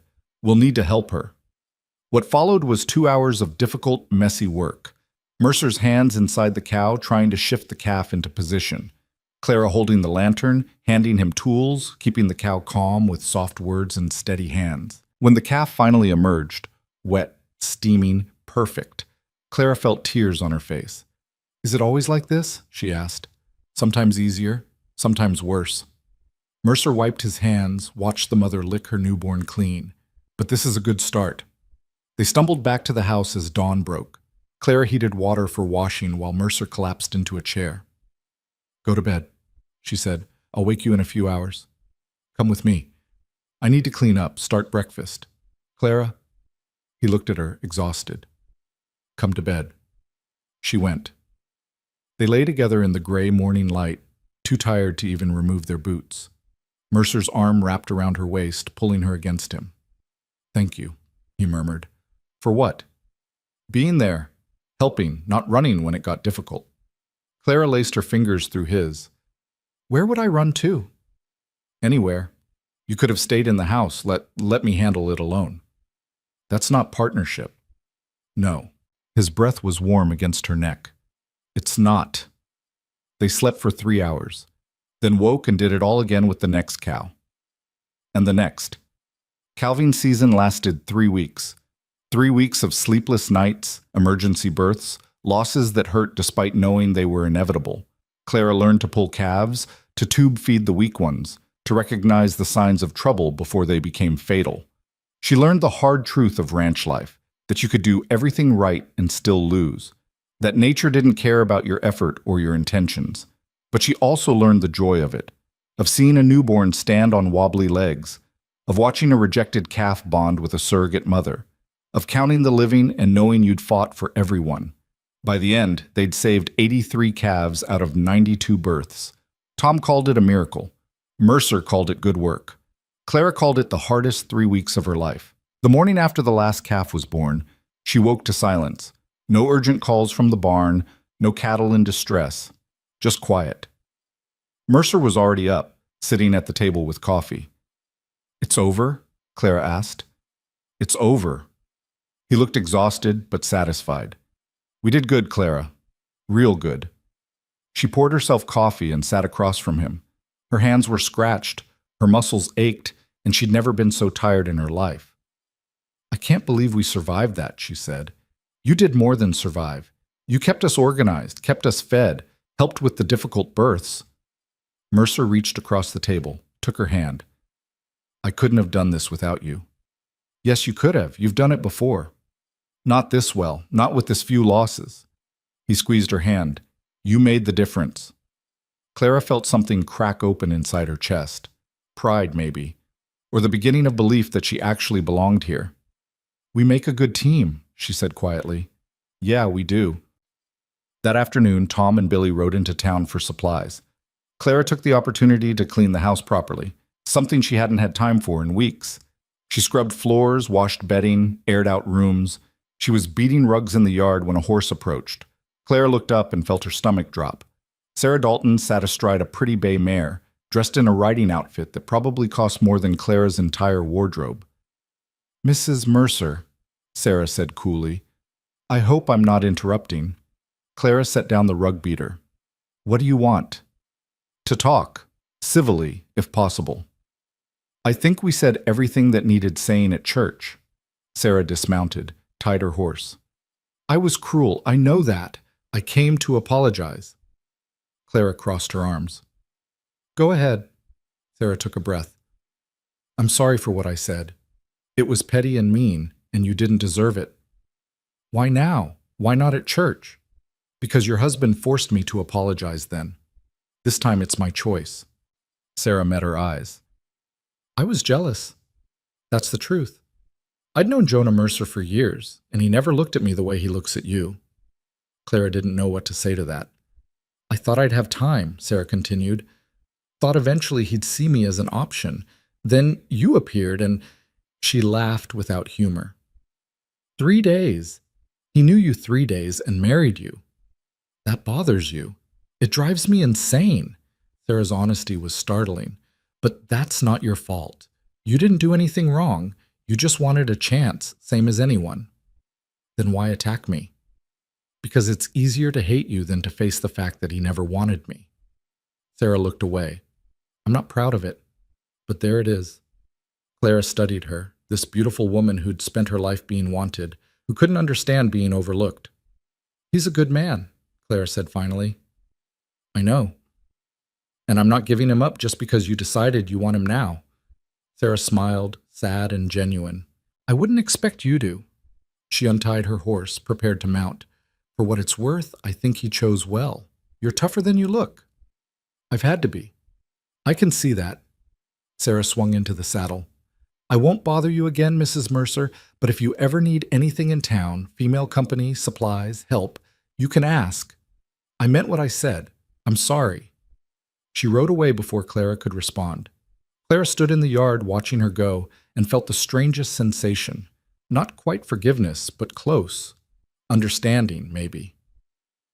When Mercer came in from the north pasture that evening, Clara told him about Sarah's visit. She apologized. He sounded skeptical. She did. I think she meant it. You believe her? Clara thought about it. I think she's lonely. I think she's realizing that beauty and money don't guarantee happiness, and I think she sees something here that she wants and can't have. What's that? Partnership, respect. Someone who chose you for reasons that have nothing to do with your face or your family's money. Mercer pulled her close. Smart woman, my wife. Sometimes. Clara rested her head on his chest. Other times I want to punch people. That's allowed too. They stood together in the kitchen while the light faded outside. Tom and Billy would be back soon with supplies. There was supper to make, animals to tend, 100 small tasks that made up their life. But for now, Clara let herself just be held. I'm proud of you, Mercer said quietly. For what? For standing your ground. For not letting them make you small. He kissed the top of her head. For being exactly who you are. Clara closed her eyes and felt the last piece of armor crack away. She wasn't just surviving anymore. She was home. Summer arrived with heat that made the air shimmer and work that never seemed to end. Clara stood in the garden she'd expanded, wiping sweat from her forehead as she examined the tomato plants. They were thriving despite the brutal sun, thick stems, heavy with fruit that would be ready in another week. She'd planted twice what they needed, planning to preserve the excess for winter. Behind her, the sound of hammering echoed from the barn where Mercer and Tom were reinforcing the loft. Billy was somewhere in the south pasture, checking water levels in the creek. 4 months. That's how long she'd been here. It felt like longer and shorter at the same time. You're going to get sunstroke out here, Mercer called from the barn door. Clara looked up. He stood there covered in sawdust, shirt soaked through with sweat, and she felt something warm turn over in her chest.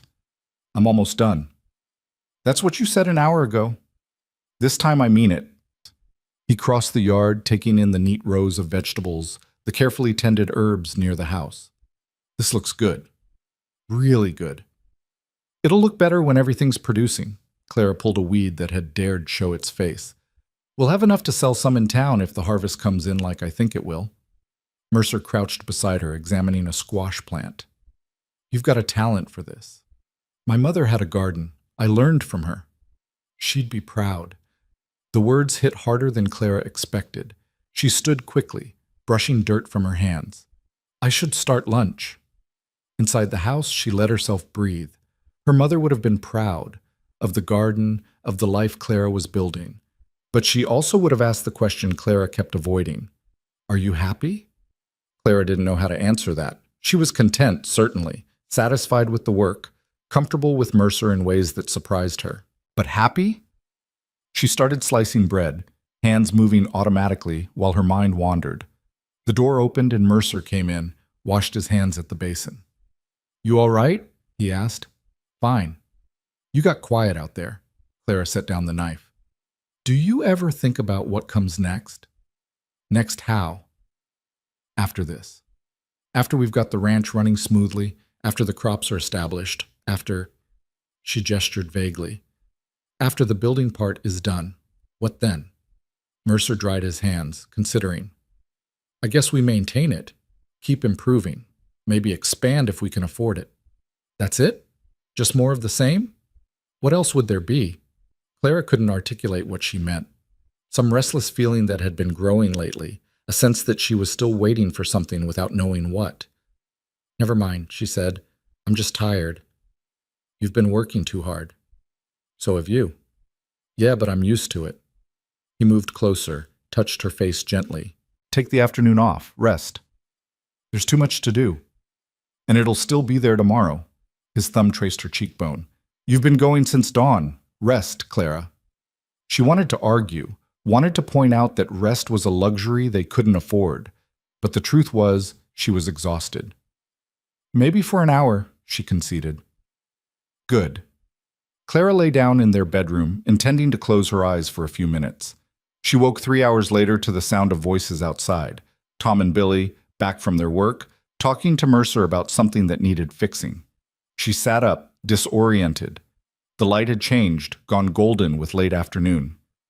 Through the window, she could see the 3 men standing by the barn, gesturing at something on the roof. This was her life now.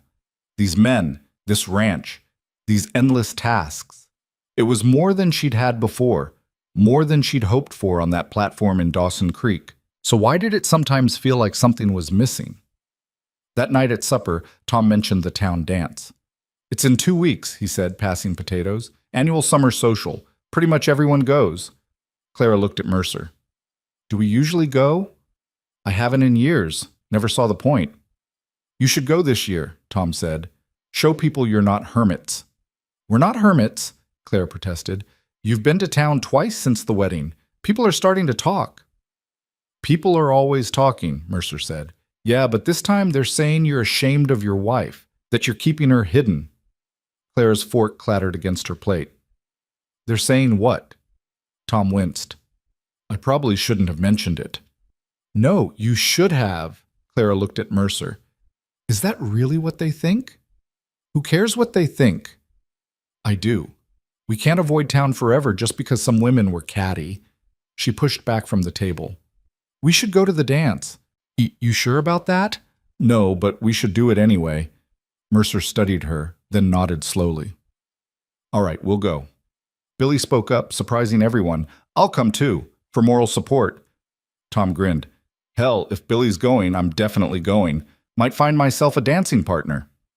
The dance loomed larger in Clara's mind as the days passed. She had nothing appropriate to wear. Her dresses were all practical, work-worn, nothing suitable for a social gathering. On Tuesday, Sarah Dalton appeared at the ranch again. Clara saw her coming and braced herself for another confrontation.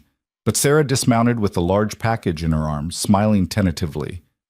Before you tell me to leave, Sarah said, I brought you something. What is it? A dress. For the dance. She held out the package. I heard you're planning to attend, and I thought, well, I have more dresses than I need, and we're about the same size. Clara stared at the package. Why would you do that? Because I meant what I said about wanting to help, and because... Sarah paused. Because I've been thinking about what you said, about not giving him up. It made me realize I never had him to give up. I was chasing something that didn't exist. Clara took the package slowly. You didn't have to do this. I know, but I wanted to. Sarah remounted her horse. It's blue. I think it'll suit you. And Clara, go to that dance and show everyone exactly who you are. They need to see it. She rode away before Clara could respond. Inside, Clara unwrapped the package and found a dress more beautiful than anything she'd ever owned. Deep blue silk, simple but elegant, with delicate embroidery at the collar and cuffs. It fit perfectly. Mercer found her standing in front of the mirror, turning slowly. Is that new? He asked. Sarah Dalton brought it. Clara smoothed the fabric. She said I should show everyone who I am. And who are you? Clara met his eyes in the mirror. I'm still figuring that out. The night of the dance arrived too quickly. Clara dressed carefully, her hands shaking as she fastened the buttons. The dress transformed her, or maybe it just let her see herself differently. Not plain, not invisible, just a woman in a beautiful dress. Mercer came out of the bedroom in clean clothes, hair combed, and stopped when he saw her. "Clara, is it too much?" "No." He crossed to her, took her hands. "You look beautiful." The word felt foreign. Clara had been called many things in her life, but beautiful wasn't one of them. "You don't have to say that." "I'm not saying it because I have to." Mercer tilted her chin up. "I'm saying it because it's true." Something shifted between them. The air felt charged, heavy with possibility. Tom cleared his throat from the doorway. "Wagon's ready when you are." The spell broke. Clara stepped back, smoothing her dress. "Right, let's go." The town hall was lit up like a beacon, music spilling out into the warm night. Wagons and horses crowded the area, families arriving in their best clothes. Clara's stomach churned as they approached. "We can still leave," Mercer murmured. "No, we're doing this." Inside, the hall was packed. Tables lined the walls, laden with food.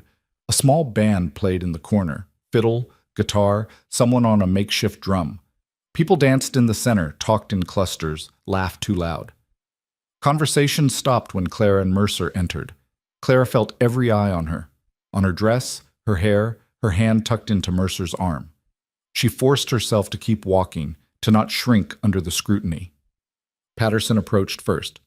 "Mr. Mercer! Mrs. Mercer! So glad you could make it." "Wouldn't miss it," Mercer said dryly. "Mrs. Mercer, you look lovely. That dress is exquisite." "Thank you." Other people drifted over, some genuinely friendly, others curious, a few openly hostile. Clara smiled and nodded and made small talk until her face hurt. Then Mrs. Warren appeared, her expression sour. "Mrs. Mercer, what a surprise to see you here." "Why would it be a surprise?" Clara asked evenly. "Oh, I just thought—" "Well, ranch life keeps one so busy. I assumed you wouldn't have time for frivolous social events." "I made time." "How industrious of you." Mrs. Warren's eyes traveled over Clara's dress. "That's a beautiful gown. Wherever did you get it?" "It was a gift." "From whom?" "Does it matter?" Mrs. Warren's smile tightened. "I suppose not, though one does wonder at a woman who accepts such expensive gifts. It seems like friendship," Sarah Dalton said, appearing beside Clara. "I gave Clara the dress because we're friends. Is there a problem with that, Aunt Margaret?" Mrs. Warren's face flushed. "Of course not. I was merely being nosy," Sarah finished. "Come on, Clara, let's get some punch." She steered Clara away from her aunt toward the refreshment table. "Thank you," Clara said quietly. "Don't thank me. She had that coming." Sarah poured 2 cups of punch. "Besides, you look stunning in that dress. I knew you would." "I feel like a fraud." "Why?" "Because this isn't me. The dress, the dance, pretending to be someone these people would respect. Who says you're pretending?" Sarah handed her a cup. "You are someone worthy of respect. You've been working that ranch for months, helping with calving, managing a household. That's more than most of these women have ever done." Clara sipped the too sweet punch. "They don't see it that way." "Then make them see it." "How?" Sarah smiled. "By not hiding, by being here, being visible, refusing to disappear just because they're uncomfortable." She touched Clara's arm. "You're stronger than you think. Trust me on that." The music changed, shifting to something slower. Couples moved to the dance floor. Mercer appeared at Clara's elbow. "Dance with me," he said. It wasn't a question. Clara set down her cup and let him lead her to the floor. His hand settled on her waist, hers on his shoulder. They'd never danced together before. Clara wasn't sure she remembered how. "Just follow me," Mercer murmured. He led her through the steps, steady and sure. Around them, other couples danced, but Clara barely noticed. She was too focused on the feel of Mercer's hand on her waist, the solid warmth of him, the way he looked at her like she was the only person in the room. "This isn't so bad," he said. "You're a good dancer." "My mother insisted I learn. Said a man who couldn't dance was uncivilized." Clara smiled. "Smart woman. She would have liked you." "How do you know?" "Because you're real. She couldn't stand fake people." His hand tightened on her waist. "And because you make me happy." Clara's breath caught. I do? Yeah. Mercer's voice was rough. You do. They danced until the song ended, then stood there for a moment too long, holding each other. Someone coughed nearby. Clara stepped back, heat flooding her face. The rest of the evening passed in a blur. More dancing, more conversation, more food than any group of people should reasonably consume. Tom found a widow to dance with and made her laugh. Billy stood against the wall looking terrified until a young woman asked him to dance, and he went bright red. Around midnight, people started leaving. Mercer found Clara sitting outside on a bench, cooling off in the night air. You ready to go? He asked. Not yet. It's nice out here. He sat beside her. Inside, the music had slowed, winding down. Through the windows, they could see the last few couples swaying together. Thank you for bringing me, Clara said. You insisted. Still, thank you. Mercer took her hand, laced their fingers together. Did you have fun? I think I did, despite everything. Good. They sat in comfortable silence, watching stars appear one by one. Sarah was right, Clara said eventually. About what? About being stronger than I think. She looked at him. I spent so long being invisible that I forgot how to take up space. But tonight, standing there in that dress, dancing with you, talking to people who judged me, I took up space. And it felt good. Mercer squeezed her hand. You should take up space. You've earned it. Have I? Clara, you've transformed that ranch in 4 months. The garden alone is going to save us money all winter. The house is cleaner, the food is better, the whole place runs smoother. He turned to face her fully. You're not just my wife in name. You're my partner in truth. And I'm grateful for that every damn day. Clara felt tears prick her eyes. I'm grateful too. For what? For you, for this chance, for... She stopped, overwhelmed. Mercer pulled her close, kissed her forehead. Come on. Let's go home. Home. The words settled warm in Clara's chest. They collected Tom and Billy, loaded into the wagon, and headed back under a sky full of stars. Clara leaned against Mercer's shoulder, feeling the rumble of the wagon beneath them, listening to Tom tell some story about the widow he'd danced with. When they reached the ranch, Tom and Billy headed to the bunkhouse. Mercer helped Clara down from the wagon, his hands lingering on her waist. You really did look beautiful tonight, he said quietly. You mentioned that. Worth mentioning twice. Clara touched his face, feeling the scratch of stubble under her palm. Take me inside, Jonah. Something flared in his eyes. He'd asked her to use his first name weeks ago, but she rarely did. It felt too intimate, too presumptuous. Now, standing in the moonlight wearing Sarah's dress with her husband's hands on her waist, it felt exactly right. Mercer led her inside, closed the door behind them. The house was dark, quiet. He lit a lamp, the flame casting warm shadows. Clara. She turned. He was standing very still, looking at her with an expression she couldn't quite read. I need to tell you something, he said. Her heart kicked. All right. When I chose you on that platform, I thought I was making a practical decision, solving a problem, finding help for the ranch. He moved closer. But somewhere along the way, it stopped being practical. Clara's throat tightened. What do you mean? I mean I care about you, not as a partner or a housekeeper or any other role. His voice was rough. I care about you as a woman, as Clara. The words hung between them, vulnerable and raw. I care about you too, Clara whispered. I have for a while now. I just didn't know if... Mercer kissed her. It wasn't their first kiss. They'd exchanged brief, awkward pecks a few times. But this was different. This was real, deep, full of months of tension finally breaking. Clara melted into it, her hands fisting in his shirt. Mercer's arms wrapped around her, pulling her close. The kiss went on until they were both breathing hard, foreheads pressed together. I want this to be real, Mercer said. Not just a practical arrangement. Real. It already is real. Then say it. Say you want this too.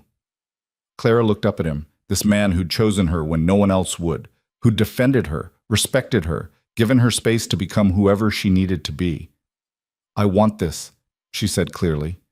I want you. I want us. Mercer's expression cracked open, relief and joy flooding through. He kissed her again, slower this time, tender, then scooped her up and carried her to their bedroom. Clara laughed, actually laughed, and wrapped her arms around his neck. This was real. This was happening. This was home. The next morning, Clara woke to sunlight and the sound of Mercer moving around the bedroom, getting dressed for the day. "Stay in bed," he said when he saw her eyes open. "I need to make breakfast."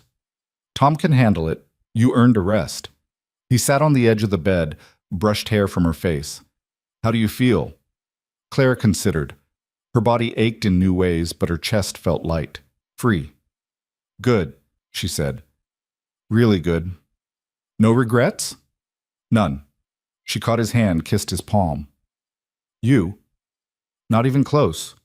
Mercer smiled, and it transformed his whole face. "I'll see you later. Rest."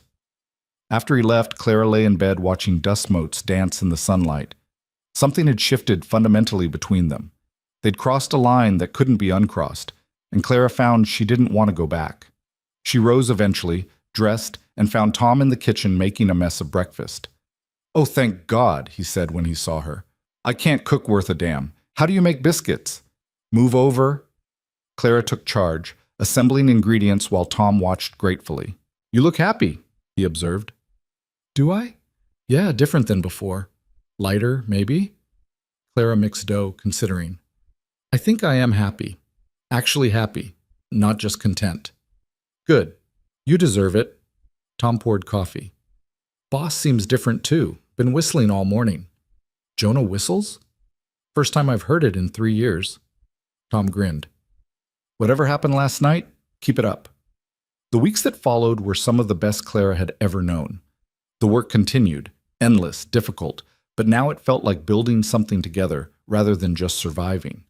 She and Mercer moved through their days in sync, anticipating each other's needs, supporting each other's efforts. The garden produced abundantly. Clara preserved vegetables, made jams, dried herbs. She sold the excess in town and used the money to buy supplies they needed. A small income she took pride in earning. In town, attitudes slowly shifted. Mrs. Warren still looked down her nose, but others started greeting Clara by name, asking about the ranch, treating her like a person rather than a curiosity. Sarah became an unlikely friend. She visited regularly, bringing books to lend, staying for tea, talking about everything and nothing. Clara learned that beneath Sarah's beauty was loneliness, a woman trapped by expectations who envied Clara's freedom. "You chose this life," Sarah said one afternoon, sitting in Clara's kitchen. "I'm still waiting for mine to choose me." "Then stop waiting," Clara said. "Choose it yourself." Sarah laughed. "If only it were that simple." "It is that simple. It's just not easy." One evening in late August, Clara and Mercer sat on the porch watching the sunset. The day's work was done, supper was over, and the land stretched out before them in shades of gold and amber. "I've been thinking," Mercer said. "About what?" "Expanding. Maybe another 100 acres if we can get the lease. More cattle, better breeding program." He looked at her. "But it'll mean more work, longer hours. Might need to hire another hand." "Can we afford it? With the calf sales and what you're bringing in from the garden? Yeah, we can afford it." Clara thought about it. More work meant more stress, more risk, but it also meant growth, progress, building towards something bigger. "Do it," she said. "You sure?" "I'm sure.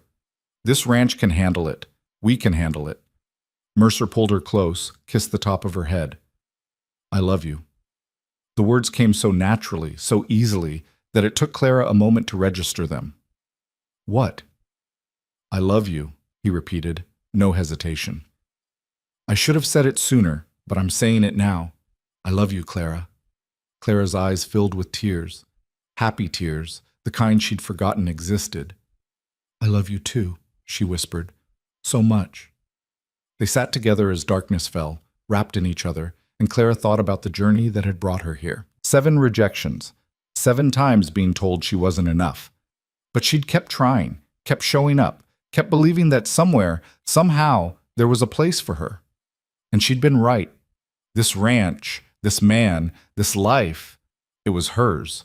Not because someone had given it to her out of pity or obligation, but because she'd earned it. Every day, with every task, with every choice to stay and fight and build. Clara Mercer had finally found where she belonged, and she was never letting it go. Winter came early that year, arriving in October with snow that buried the garden Clara had worked so hard to build. She stood at the window, watching white fall from gray skies, her hand resting unconsciously on her stomach. Behind her, Mercer moved through the house, stoking fires, checking supplies, preparing for the months of isolation ahead. "You're quiet," he said, coming to stand beside her. Clara turned to face him. "I'm pregnant." The words hung in the air between them. Mercer went very still. "You're sure?" "I've missed 2 cycles. I'm tired all the time. And yesterday I threw up my breakfast." Clara tried to read his expression. "I'm sure." Mercer pulled her into his arms, held her so tight she could barely breathe. When he finally let go, his eyes were wet. "A baby," he said, voice rough. "We're having a baby." "Are you happy about it?" "Happy? Clara, He stopped, overwhelmed. "I never thought I'd have this. A wife, a family. I'd made peace with being alone." "Oh, you're not alone anymore." "No." He kissed her, gentle. "I'm not." They told Tom and Billy that evening over supper. Tom whooped and clapped Mercer on the back. Billy went red and stammered congratulations. The joy was genuine, uncomplicated. But later, alone in bed, Clara let herself feel the fear. "What if I'm not ready?" she whispered into the darkness. Mercer rolled to face her. "For what?" "Being a mother, raising a child out here. What if I can't do it?" "You'll do it the same way you've done everything else. One day at a time, figuring it out as you go." "That's not reassuring. It's honest." His hand found hers under the blankets. "You think I know how to be a father? I don't. We'll learn together." Clara wanted to believe him, wanted to think that love and effort were enough. The next morning, she woke to cramping pain that made her gasp. "Mercer," she called, voice tight. He was at her side immediately. "What's wrong?" "I don't know. It hurts." The pain intensified. Clara curled on her side, trying to breathe through it. Mercer's face went pale. "I'm getting Tom. He can ride to town. Fetch the doctor." "There's no time." But he was already gone. Clara heard him shouting for Tom, heard horses being saddled. The pain came in waves now, sharp and terrible. When Mercer returned, Clara was bleeding. She saw his face when he noticed, saw fear replace hope. He sat beside her, held her hand, and didn't say the words they both knew were true. The baby was gone. The doctor arrived 3 hours later, examined Clara, confirmed what she already knew.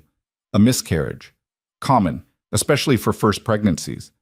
Nothing she'd done wrong. Sometimes these things just happened. The words were meant to be comforting. They felt like ash. After the doctor left, Clara lay in bed staring at the ceiling. Mercer sat beside her, silent. What was there to say? "I'm sorry," Clara finally whispered. "Don't." Mercer's voice was rough. "Don't apologize for something you couldn't control." "I wanted this. I wanted to give you a child." "I know." He touched her face, wiped away tears she hadn't realized were falling. "I wanted it too. But Clara, listen to me. You are enough. With or without a baby, you're enough." Clara turned away.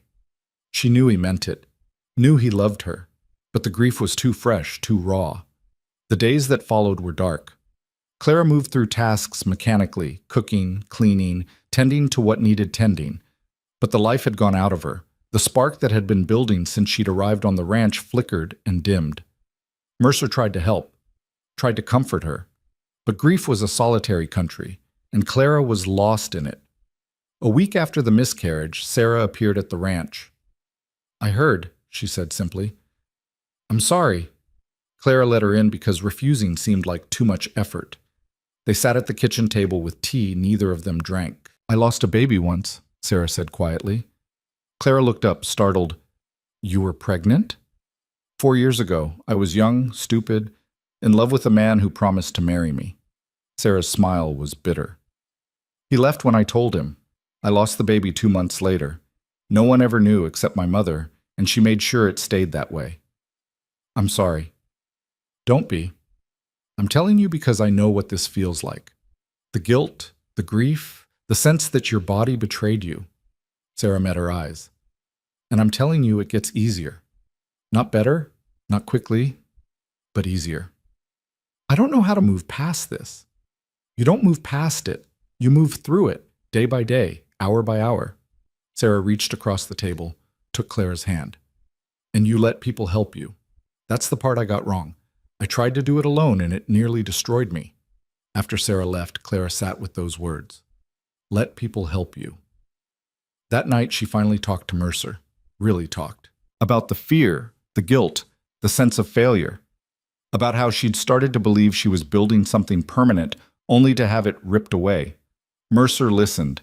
Didn't try to fix it, didn't offer empty platitudes, just held her while she cried and told her he was there. I keep thinking about those 7 platforms, Clara said eventually. All those rejections, and I thought, finally, I found where I belong. Finally, I'm enough. But maybe I'm not. Clara, no. Let me finish. She pulled back, looked at him. Maybe being enough isn't about having everything go right. Maybe it's about surviving when things go wrong, about choosing to keep going even when it hurts. Mercer's eyes were bright. Yeah, maybe it is. I'm not giving up, Clara said, fierce. On us, on this ranch, on the idea of a family someday. I'm not giving up. I know you're not. You never have. They held each other as winter wind rattled the windows, and Clara felt the first small crack in the wall of grief. Christmas came quietly. They didn't celebrate much. A decent meal, small gifts exchanged. Tom carved Clara a wooden box for her sewing supplies. Billy gave her wildflower seeds for the spring garden. Mercer gave her a book of poetry he'd ordered from back east, something beautiful and impractical. Clara gave Mercer a new hat she'd stitched herself, waterproofed and warm. She gave Tom and Billy each a thick scarf for the brutal cold. It wasn't much, but sitting around the table together, eating Clara's roasted chicken while snow piled against the windows, it felt like family. Tell us about your people, Tom said to Billy. You never talk about them. Billy shifted uncomfortably. Not much to tell. Come on, it's Christmas. Everyone's got a story. Billy was quiet for a long moment. My pa was a drunk, mean one. Beat my ma until she couldn't take it anymore. She died when I was 12. I left home at 14, been working ranches ever since. The table went silent. Billy stared at his plate. I'm sorry, Clara said softly. Don't be. Leaving was the best thing I ever did. Billy looked up, met her eyes. What I'm saying is, family isn't just blood. It's the people who choose to stay. Clara felt tears prick her eyes. Yeah, it is. After supper, Mercer pulled her aside. You all right? I think so. Better than I was. Clara leaned against him. Thank you. For what? For staying. For not giving up on me when I was falling apart. Clara. He turned her to face him. I meant what I said that first week. We're partners. That means we carry each other when we need carrying. Even when it's hard. Especially when it's hard. The new year arrived with brutal cold and the kind of work that left no room for dwelling on loss. Cattle needed feeding, ice needed breaking, fences needed constant repair. Clara threw herself into it, grateful for exhaustion that let her sleep. In late January, a blizzard hit. It came fast and vicious, burying the ranch in 3 feet of snow. Mercer and the men worked around the clock to keep the cattle alive, to prevent frozen water supplies, to keep the house from being buried entirely. On the 3rd day, Tom didn't come back from checking the south pasture. Mercer rode out to find him in whiteout conditions that made visibility impossible. Clara stood at the window, heart in her throat, watching for any sign of them. 2 hours passed. Then 3. Billy paced the kitchen, unable to sit still. I should have gone with them. You needed to stay here, keep the fires going. Clara spoke calmly despite the fear churning in her stomach. What if they're lost? What if... They'll make it back, they have to. But she wasn't sure. The storm was too strong, the cold too brutal. Men died in weather like this. At hour 4, Clara made a decision. I'm going after them. Billy grabbed her arm. That's suicide. So is sitting here doing nothing. Clara pulled on her heaviest coat, wrapped her face against the cold. I know this land. I've been riding it for months. Clara, please, keep the fires burning. If we're not back by dark, ride to town for help. She went before he could stop her. The cold was unlike anything Clara had ever experienced. It went straight through layers of wool and leather, found bone, and froze it. The wind screamed. Snow came sideways, stinging her face, blinding her. But Clara knew where Mercer would have gone, knew the path to the south pasture, the places where a man might take shelter. She pushed forward, trusting her mare to find footing in the drifts. She found them half a mile out, huddled against a rock outcropping. Tom was barely conscious, his leg twisted at a wrong angle. Mercer was trying to keep him warm, but hypothermia was setting in for both of them. Clara! Mercer's voice was slurred. What are you doing here? Saving your life. Can you ride? Tom can't. His leg. I know. We'll double up. Both of you on your horse. I'll lead. Between the three of them, they got Tom mounted. Mercer climbed up behind him, holding him in place. Clara took the reins of Mercer's horse and led them back, her mare finding the path home through sheer instinct. Billy had the door open when they arrived. Together, they got Tom inside, laid him by the fire. His leg was broken badly, bone visible through torn fabric. We need to set it, Clara said. I don't know how, Billy admitted. I do. Clara had watched her father set a broken arm once, years ago. She'd paid attention, not knowing it would ever matter. Get me whiskey and something for him to bite on. What followed was brutal. Tom screamed despite the whiskey, despite the leather strap between his teeth, but Clara got the bone aligned, got the leg splinted and wrapped. It wasn't pretty, but it would hold until they could get him to a doctor. After, she collapsed into a chair, hands shaking. Mercer knelt beside her. You saved us. You would have done the same. Maybe. But you did it. He touched her face. You risked your life in a blizzard because you wouldn't let us die. Clara, that's everything. She looked at him, this man she'd married out of desperation who'd become the center of her world. I love you. I couldn't lose you. You won't. I'm not going anywhere. The storm finally broke 3 days later. Mercer rode to town and brought back the doctor, who examined Tom's leg and declared Clara's work saved it. Where'd you learn to set a brake like that? The doctor asked. Necessity, Clara said simply. Tom recovered slowly. The leg would heal, but he'd walk with a limp for the rest of his life. He took it with grace. Could have been worse, he said. Could have lost the leg entirely. Or my life. I'm sorry this happened, Clara told him. Don't be. Accidents happen. You did what needed doing. Tom smiled. Besides, now I've got a story to tell. The time Mrs. Mercer saved my life in a blizzard.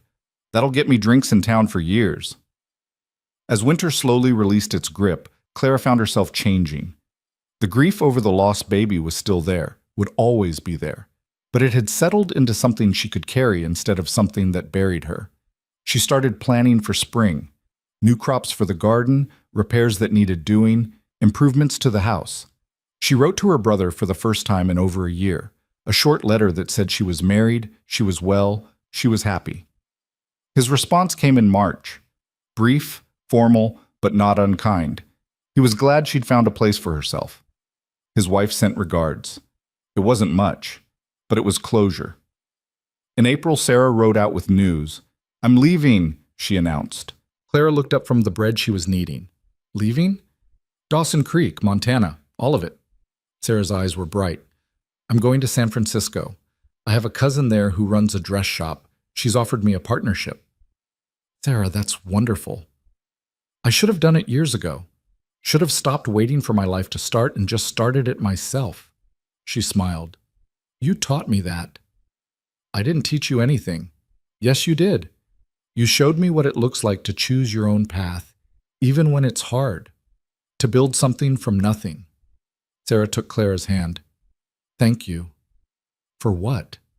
For being my friend, for showing me it's never too late to become who you're meant to be.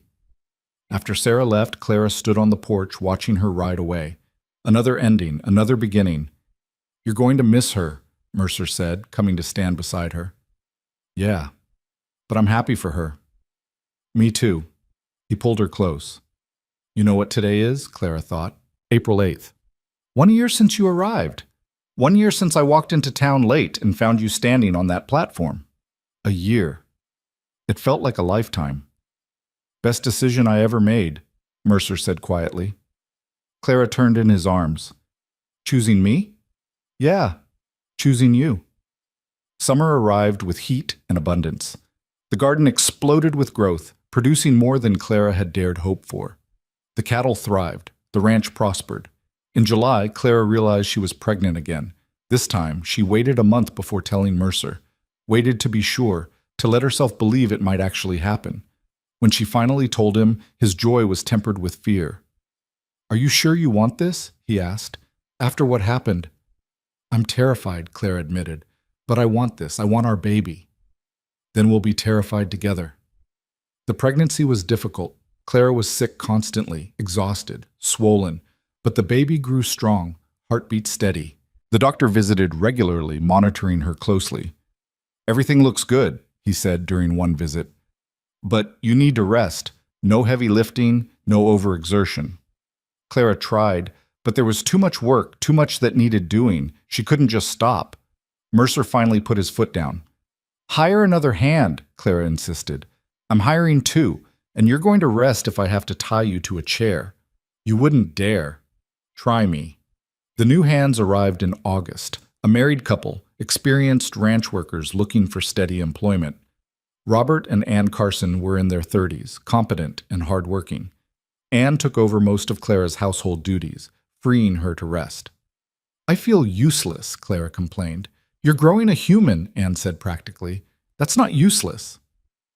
In October, Clara went into labor. It lasted 18 hours. Long, difficult, painful beyond anything she'd experienced. Mercer stayed with her the entire time, holding her hand, talking her through it. Ann assisted, having delivered babies before. The doctor was there, but Ann did most of the work. When the baby finally came, a girl, perfect and screaming, Clara sobbed with relief. She's beautiful, Mercer breathed, holding his daughter for the first time. Clara, she's beautiful. They named her Elizabeth, after Mercer's mother. Beth, for short. The first few weeks were chaos.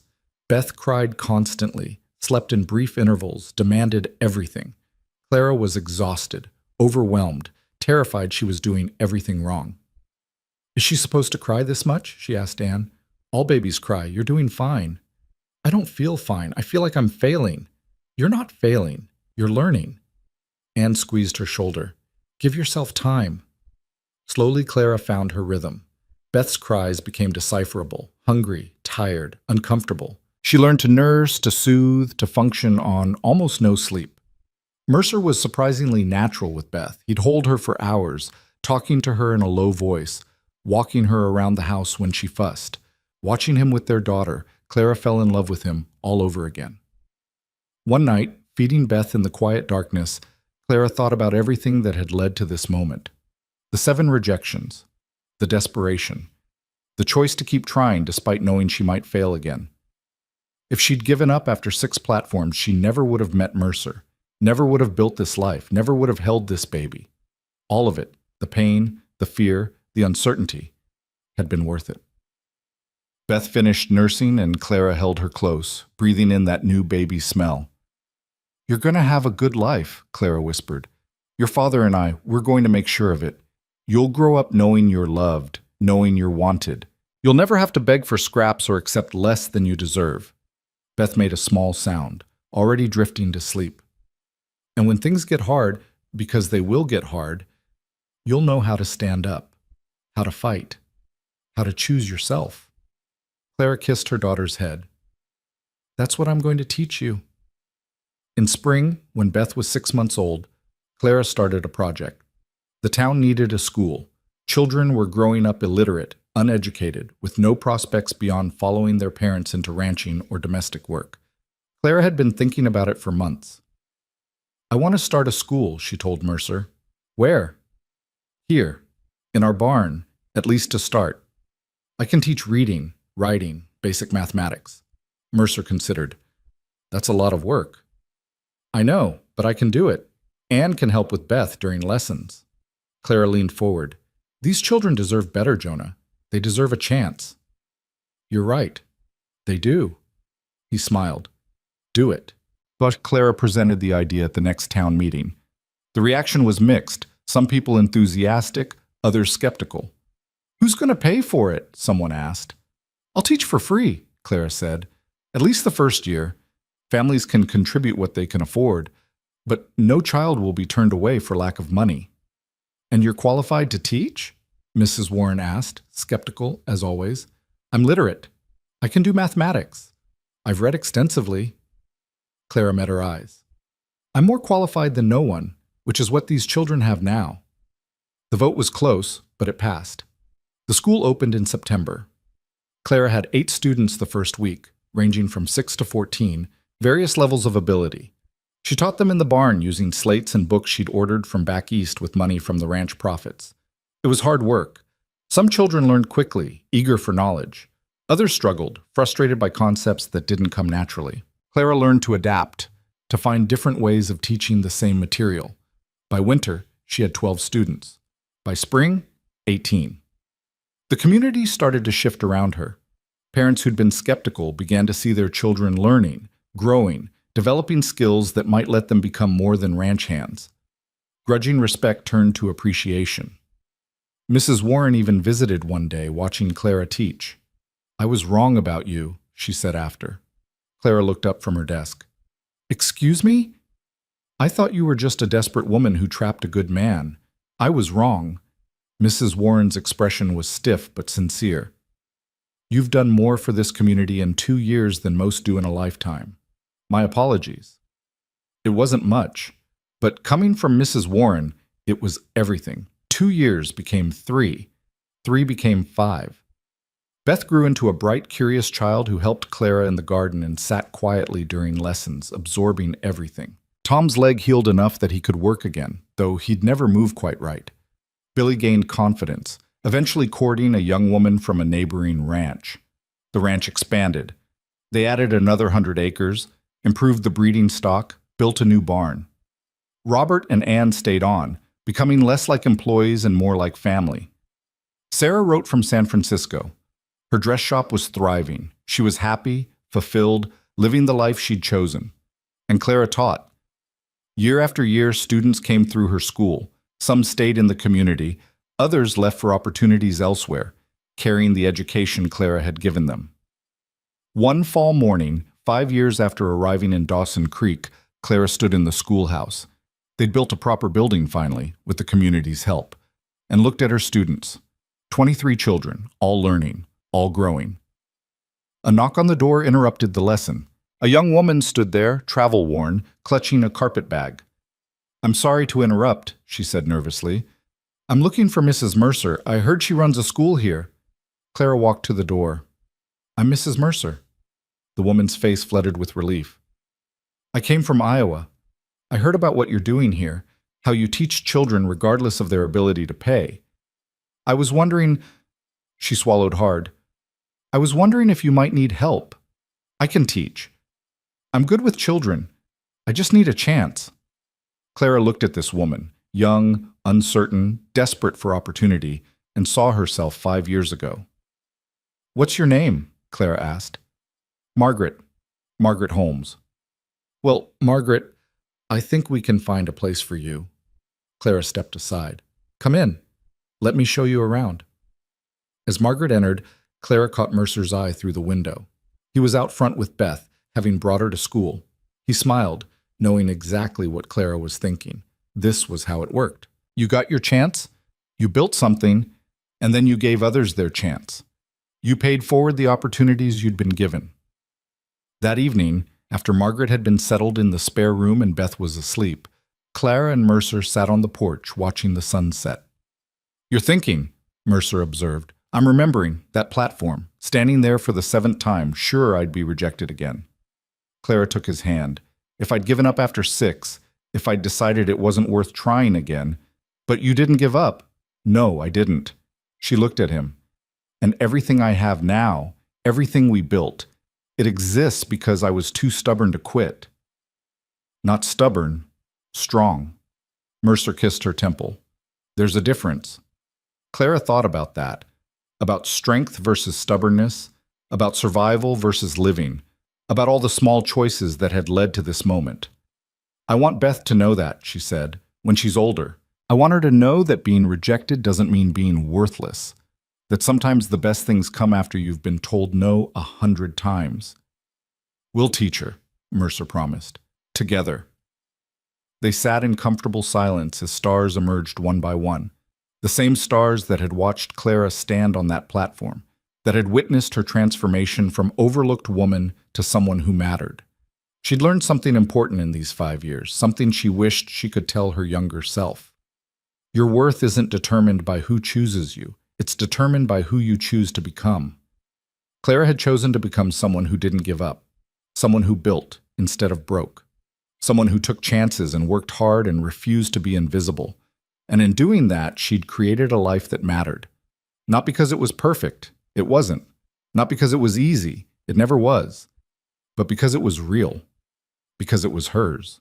Because she'd earned every single piece of it through grit and determination and the kind of stubborn hope that refuses to die. The woman no one chose had become the woman nobody could ignore. And that made all the difference.